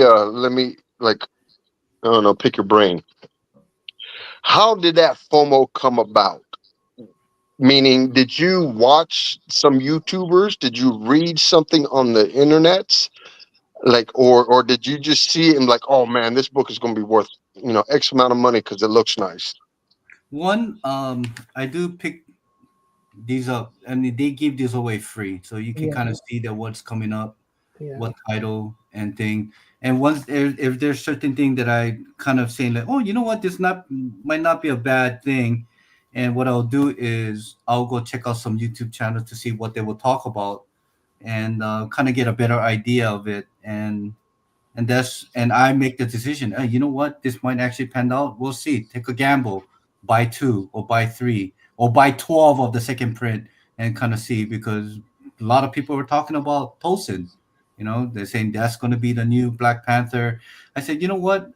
Why not? It only going to cost me what, $3 per thing, and about $36 worth of 12 copies. So how'd that Yeah, but then that adds up. See, that's why you have to it stop. does. It does end up. So David, Yes. speaking of FOMO, like I think we all here probably know how much you championed Ultimate Fallout 4. Yeah. Have you had any other FOMO books that have really panned out for you? That you're like this, I made a good choice on this. Yeah, like Edge of Spider-Verse, that Spider-Gwen. I wasn't collecting at the time, but it was to a point where it was a FOMO, but I bought it, but I didn't buy a premium. I went to this website called Spartan Comics. They had 2 copies. I bought the 2, and I gave one away. But this one that I kept, I just got Robbie Rodriguez to sign it and submit it to CDC, and came back as a 9.8. So that's, like I said, I think you're asking is how many percent of that FOMO have how much of your FOMO really works out for you is, I guess. like I said, 10% will pan out for me. But that's just how general it is. I think that's just pretty much the market itself, that out of the hundreds and hundreds of books that it comes out, maybe 1 or 2 or maybe 5 at most will pan out. They will have It's not a very good ratio, though. No, it's not. It's not. No, I think even for sports card as well. I mean, you have so many. I think if you're speculating on sports cards, you're playing a losing game most of the time. I think it's the same thing. You're speculating on a character that has came out and see how they do it. It doesn't pan out. It's almost 95% of the time that character probably won't pan out. I mean, look at Punchline. Look at Miracle Molly, and look at all these characters from DC. Even with like Queen Goblin, Queen Carnage Queen. All these characters that has came out. Honey Badger. Honey Badger. You got what's that from Venom? You got Codex. You got all these characters just doesn't pan out because one, they just don't make a good story. I was just curious because when I think of Ultimate Fallout 4, I actually think of you first because you're the earliest person I could think of who championed that book. Yeah, and I gave you that. Yes, you did. Yes. So yeah, I say less than 10% actually pans out and it still holds its value or has gone over the value of the book. So, but that's why when people say, collect what you want because you probably won't regret it. It's like, no, you do have a lot of regrets of getting it. I guess if it depends on what your motivation for picking it up is too, because collecting what you want is such a generalized thing. Like for you're collecting what you want, and what you're wanting is you're speculating on stuff. That is what you're wanting to do at that time. Of course. But like, there is more to that phrase than collect what you want and you don't regret. It's like, no, like your motivations are really what's kind of influencing what's happening here. Yeah, it is. But the willpower to purchase. I mean, I give huge kudos to Ron. And to you, for you too, Richard, is that there's FOMOs everywhere. You see something, and you're able to hold yourself back to not pressing that buy now or getting it. It takes a huge willpower because it's in this collective hobbies in general is a sickness. You can never get enough, or you can never be satisfied what you have. but to have the willpower to kind of withstand yourself, kind of limiting yourself to what you buy and thing, it's not bad. It can be a double edge though. Sometimes I'm too stubborn, and then I look at something like, well, I should have bought that $1,000 ago. Yeah. Right. Well, here's the thing. Here's the thing. My wife has been gone for the past 3 weeks. She come back next week Sunday. During that 2.5 week that I was by myself, I bought some stupid things. Yeah. Did you really? Well, I have Oh, a comic. You remember I told you that I'm not going to buy a comic book. I already have a stack of comics that I have to put on a haul. But I already made a video saying that this is my last haul for 24. So now I gotta wait till end of this year. You gotta wait till 2025. Yeah, so you're not a hypocrite. 2025. January 1st will be my very first. Hey, my first haul for 2025, and that'll pretty much be it until she goes back on a trip again. Wow. And I was watching Hazel Dan's video, and they did a haul video. I couldn't stop laughing because Joe was just freaking just bringing stack of comics, just one at a time, and he had to look like, yeah, no, this is not mine. This is all Yvonne. Yeah. So David, speaking of sickness, what is going on with Sticky Goose? What is it that you want to tell us about him now? Oh, you guys interested? Because I think we can just go for another hour not talking about Sticky Goose. Oh, but I thought there was something you said that he. Yeah. Well, I don't know in general what happened, but people are saying that he was invited to this MC whatever, and he had a shirtless. So he had a more of like a WW type of thing, and I think he said something that kind of sparked another drama. Okay. Regarding comic book. I don't think we need to put him in a spotlight because Okay. because I hate to lose Richard. We have him for the past 2.5 hours. I hate to lose him now because of Sticky Goose, and but yeah, go. Yes. Was it related to comic books though? What he was It saying? was related to that comic book channel award kind of thing, Oh, okay. and due to I don't want to talk about that. yeah, due to like how due to Comic Tom has put him in place, I put him to shame, and it's things like that. Like I said, I don't know the whole end of it or how it is, but I just heard a thing that he has sparked another hatred towards somebody or said something that kind of, I guess, I don't know. Well, he okay. He is. What's that shit called? That is my like, Richard. What is it called when you just can't stop from watching it? Just I don't know what it is. Train wreck? Well, it's not so much. It's 2 words. I can't think of it. I wish I read more. Train wreck? But anyways, no, it's not train wreck. It's kind of like Tito, Hate watch. there's me, there's Ron, and there's Joel and Yvonne in this panel. But I always remember. I can't pinpoint. I mean, Tito, why do you always say it? Hey Richard, what? It seems like Richard knows you better than you know yourself. That's probably something they've already talked about. Like, I talk to him a lot. Oh, is that what it is? Okay, I just thought that it was to a point where. well, it's basically like. So I watch him and don't really tell anybody except for like Richard because like it's like one of those things that whatever. So that video he did was yes, that's the motherfucking words. I knew it's 2 words. Shit. What was the word? I didn't Yeah, hear you. it's a good. A guilty pleasure. Oh, guilty pleasure. Yeah, And- so that video was in response. It was a response to the award show because the award show was live, if I remember correctly, and the moderators and the panels on that were all like irritated and sad / mad that he got that award, and they were saying some stuff. So that's where that video came from. It was a response to those panel members that was talking, smack. So Sticky Goose won an award. Yeah, he won the award for the best, the funniest YouTuber in the comic community. Interesting. Yeah, so he's like the class But clown of the classroom. I mean, he's a clown. I don't know if you would, whatever. So, Well, here's the thing: is that I just don't understand what he's trying to prove or trying to accomplish. yo, Richard face is like, man, can we get the fuck off this subject before like I get off? Well, you know what? Sticky Goose wasn't always like this. Back earlier, he was a pretty nice decent guy. I don't know what he's doing now either. I don't get it. I'm just Yeah, like you, David. I don't understand it.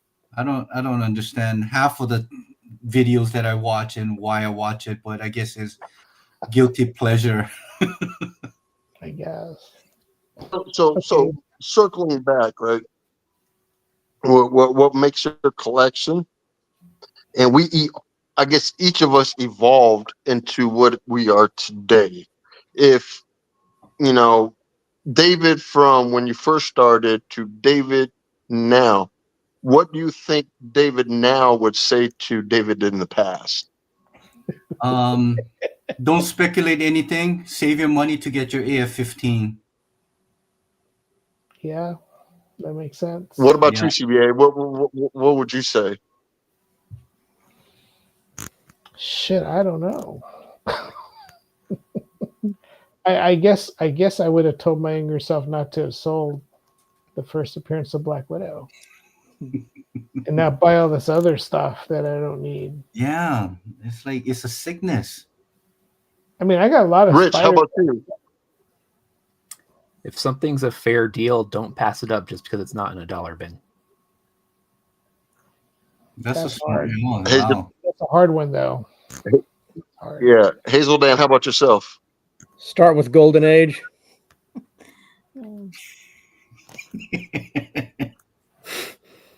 What about you, Tito? What would you say to yourself? It kind of falls in line what Rich said. Don't be so damn cheap. Don't be that stubborn to pass on books that you shouldn't have passed on. Because I was really stubborn with not like overpaying on stuff, or that sinful hope of me being able to go to a flea market or a garage sale and finding X book for 50 cents to $2. Like Yep. sometimes you just gotta let the wallet go loose. Sometimes it's okay to pull out the wallet and be like, this is a fair price. I want this. Yeah. Yeah, that's more like YOLO. You only live I once. think for you and Richard, for Tito and Richard, I think you guys would be really hard on your stubbornness because you guys find such a good deals, going around and going and to actually open your wallet to buy a book. I can, because I can put myself in your guys' shoes. Like if I go hunting pretty much like every other day and find good deals and able to sell or to get a value of it, and I find like a Punisher, ASM 129 for mid-grave, and somebody said, no, this is a $400 book. I don't know if I could really open up my wallet and buy that for $400, even though I know that that's a great value. The thing with being like hunting that way, I am of the philosophy you can find anything in a cheap bin, See? but you're never going to find the specific book you're looking for. Mhm, You're going to find something, but you might not be looking for that book at the time. That's kind of the struggle of my collecting style, where it's like I want things and I can hold out for them, but that doesn't mean I'm ever going to actually find them cheap. I'll find something else cheap, and then I have to convince myself I'm going to sell stuff to buy that, but then I have to convince myself to do that. No. Well, Punisher was never my thing, but I just had to throw it out there. Like I can see the whole psychic of it, of spending that kind of money when you can find not the book that you're looking for, but still find the book. Right. I mean, if for That's cheap. probably why my collection is so all over the place, though, is because I find these deals, but it's not like I have control of what I'm finding. I'm just finding things. Yeah. I guess we understand what you mean is like the book just actually fell on your lap. Right. Yeah. Interesting. Well, But the inverse to that for me is like I'll spend stupid money on Spawn or spend stupid money on Wolverine. So it's just like, no, you spend where stupid do things the on lines toys, connect? action figures. And I Well, noticed now, that you also drastically slowed down on your action figure purchases. no, no, sir, no, sir, no, sir, Oh no, no? sir, Oh, you just haven't been posting it. That's no, sir. all. Yeah, so I have a closet right now full of boxes, and because my comics, or at least the ones that I have, are all the way in the bottom. So then when I was pulling those boxes out, I realized about 75 of those boxes are still sealed. Like I've never opened them bitches. So I'm like, what the fuck? I don't forgot what the hell I bought. You So have too much. no, You I have too still much buy. money. Huh? You have too much money. Shit. Well, look, well, and that goes back to 2025, right? Because 2025, I have a feeling that because if I'm being honest with myself, if I open up all my boxes, all the toys, and displayed them, I literally have no room in a house to display everything I have. So I have to sell like when I first started the Clone Wars back in 2020, I think it was, and I was going on Macari and literally buying clone troopers as a lot. Like I got clone troopers coming out of my ass because in my mind I was like, you know what?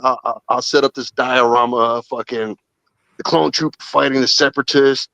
But now I'm looking at it like, holy shit, I got a lot of shit, like literally a lot of shit. And because I want to transition back into comics, a lot of that stuff has to go. A, because room, and B, because get that money so I can put it into something else. But for the most part, 2025, you're going to see a whole other transition because between 2020 and 2024, the big books that I bought are mostly trades. Like I traded a lot of books, a lot of yellow labels to get the books that I have now. Because yellow labels was like I had stupid amount of them bastards. And at times yellow labels came with a little bit more of a premium than regulars. So I was able to, kind of leverage the yellow labels to get my Marvel Spotlight 5 or my Wolverine, right? Plus the Wolverine, I think I actually I traded books and I think I paid like 800, 500 or 800, one of those two. But that, that's relatively low than, spending $2,000, $2,500. And then, going and at the time that I bought the books that turned into yellow labels, I didn't have too much into them, which turned out to be of greater value later on in years. And I was able to trade some of that shit in. But, there's really honestly like 5 books on my hit list for 2025 that I'm going to be gunning pretty hard to get because my collecting journey as far as new books, and when I say new books, I'm talking about just new books in the collection, throughout whatever genre you want to choose, is very limited. And once I get those 5 books, it's then where I start going into the upgrading and getting, a better book for that. Because I think everybody's pretty content with what they have in their collection right now. Yeah. And the only thing that probably make their collection better is probably upgrading it to, a higher grade. But So, Tito, with regard to your action figures, do you collect Funko Pops as well? Oh God, Funko Pops. Fuck, I hate Funko Pops. Because if they came out with a Black Widow Funko Pop with the comic book in the back, I would totally buy that. Bro, when I say I have a lot, I have a lot of shit. A lot of shit. Tito sees it and then he collects it. That's his philosophy for collecting. If it exists, he wants that. Yeah. Funko Pops. I've actually trailed away. I say trailed away, but I actually bought literally 2 Funko Pops last week, which was I think you the sent me a picture of Charizard. one. Yeah, a Charizard Funko Pop and a Mewtwo Funko Pop. But then, I have a HasLab, right? And if you're not familiar with the HasLab, it's a crowd-funded project by a big company to produce something. So I have the Ghost. If you watch Star Wars Rebels or Ahsoka, the Ghost is the ship that the Rebels use as far as Harrison Dula and all them. I got 2 of them big bastards coming in. And when I say big bastards, I'm talking about these bitches are like 2 feet wide. They're the size like of a coffee foot tables. high. Really? Yeah, it's Why the fuck do you need 2 of those fucking coffee tables? Well, here, check out Tito's stupid mentality, right? Tito's stupid mentality is this. Please elaborate. Fuck, I'm curious. Okay, I have one to open. Both of them are essentially going to be opened, but one of them, because it comes with cards, right? Within the crowdfunding, you have these things called tiers. So let's say to fund the actual baseline product, you need like 500, donors. And then to get this, you need 1,000. To get this, you need 1,000. You need this, 1,000, whatever. There's extra add-ons for each tier. Exactly. Yeah, I know how the Kickstarter. I know how the Kickstarter starts. There's so many tiers, and you get extra incentives. It's similar. It's similar. Yeah. So with this HasLab, it came with the crew. And if you're familiar with Star Wars Vintage Collection, the toy itself comes with inside of a bubble with a card. And I sound like a fucking nerd right now. All right, so it's okay. We're all nerds here. So it comes with these. My plan is to, that exactly. Yep. So there's 4 cards that are coming with that Ghost. I need those 4 cards unopened, but I also needed those characters opened. So I bought the second Ghost to open those cards, so I have them playing with flying the Ghost. Trust me, it's weird. I know, I get it. I see you at a beach. You're by the beach with this fucking huge ass ship going, running around the beach. During the next hurricane, that's where you're getting a picture of. Like, hey, look, motherfucker, this is a Ghost. But I don't need the second Ghost. So more than likely, I will probably bring it into a con or try to sell the actual second ship because I don't need that. I just needed the characters. Wow. But yeah, I just got way too much shit and I don't have enough room to properly display it the way it should be. And with those 5 books, those 5 books ain't cheap books either. So the money that I get from that, hopefully I am smart enough to put it into the comic books and not into some other shit that I might like and buy. Depends on what the next HasLab is. Yeah, because if it's a turbo, yeah. HasLab isn't that part of Hasbro? Yeah. Right? Didn't they come out with that Transformer or that Cobra? Those Yeah, all Hasbro products, all Hasbro brands, for the most part, I'll say for the most part, had a HasLab. Ghostbusters had the HasLab. Actually, Ghostbusters has a HasLab going on right now with Ecto-1. You had G.I. Joe with I think it was a Rattler, and then they had the Hiss.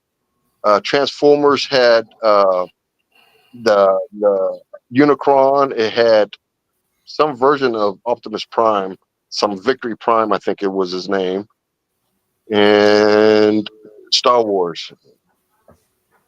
because I don't think. Oh, and Ghostbusters had the proton pack. I think as the first one. They actually did a Elmo HasLab, but that failed. They had a Engine of Vengeance, Robbie Reyes' car, that failed. They had the two Black Series, the Reva lightsaber and the Rancor. Both of those failed. So these are it, right? This is the one that Yeah, you're those are talking them. about. Yeah. yep. It's a pretty cool ass It's not bad for 300. Well, the problem is, or the issue is value per price, right? A lot of times, if the HasLab doesn't fully fund, maybe the price isn't right for it. Because I believe the Rancor was $300. Was it $300 or $250? One of I think it those was- two. I think it was 300. So I Yeah, remember last so time thinking it to was buy- way too expensive. Yeah, so the Rancor was, $300, and I think it stood about 16 inches or some shit like that. And everybody's like, we got to see the tiers, and because the tiers were not so well, it wasn't funded. There's my baby. I see my baby. Not that one. Wow, this is pretty cool. Ooh, you Lightsaber? done got Richard upset. Ooh, Richard, he's about to go off. He's gonna go out on some nerdy shit now. But okay, this is it. This is what you're talking about, right? That's what he ordered right there. Yeah. Yeah, That's that's the table. my That's the baby coffee right table. there. HasLab has Marvel stuff, but they don't got Black Widow, so I'm not going to be buying here. Gotta wait till the HasLab Black Widow funding. No, I'm going to stay away from this website. Hey, Richard, have you seen that lightsaber that does not have that right there, that glass thing as it lights up? There's a new one that I saw that is like pipeless or tubeless, and you I've seen turn it. it on. Yeah, I've seen And it. is this it? I'll let you know. I'll let you know right now. I don't like any of the lightsabers they produce. I think they're all low quality and really expensive. Well, I know you custom make. Are you still like evolved, or are you still making? My name's out there, but I don't take a commission unless it really, really interests me. Because I've done too many of them. I made 112 lightsabers, and I was like, I made enough of these. So how many of those you sold? 112 commissions. Those are all things I sold. Wow. And how long does it take to make one lightsaber? It depends on the detail. The more basic I ones, get like average, like I said, the basic ones I could do in a couple of weeks, but there are some that took me like 6 months. Wow. You still have my drawing on my hand, right? I remember sending to you like 6 years ago. I'm sure it's in one of my boxes with all Okay. my other AOK stuff. I haven't forgotten. But yeah, wow. We're at over 3 hours, and Richard, you stayed through the whole. Oh yeah, I basically have to leave directly from this to go to work, but whatever. Well, I think we pretty much covered anything else that we can kind of discuss. I think we pretty much kind of went through all that, defines our collection. I think everybody has probably kind of evolved, and we collect the way we collect, and hopefully within the next decade that will hopefully it doesn't change, but I'm hoping that we can all upgrade our collection or downsize our collection in a way. And probably for Ron, he probably will collect Black Panther instead of Black Widow.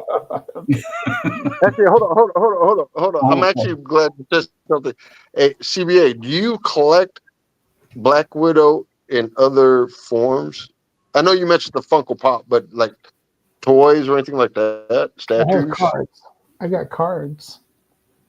Oh, I got cards, okay. that are graded and raw. Yeah, but I'm not really that into it. Although I did see some good ones on eBay the other day, so I might get some of those. Gotcha. But no figurines or statues. No, it's not my thing. Yeah, I'm surprised you don't have a statue. No. What's her name? Oh god, what is her name? Anyway, she gave me a figurine, but it's stored in my closet. But I also do Hot Wheels. I got some Black Widow cars. They look pretty cool, like little Corvettes, you know. But it's limited. There's only a couple of those, only a handful. Is that rare? No, you can just get it in the supermarket. Oh, Go to Rayleigh's or Lucky's or something like that. Yeah, they're out there.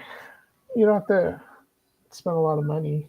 yeah. Well, The artwork on the card is what gives it that eye appeal, but the car is also looking pretty cool.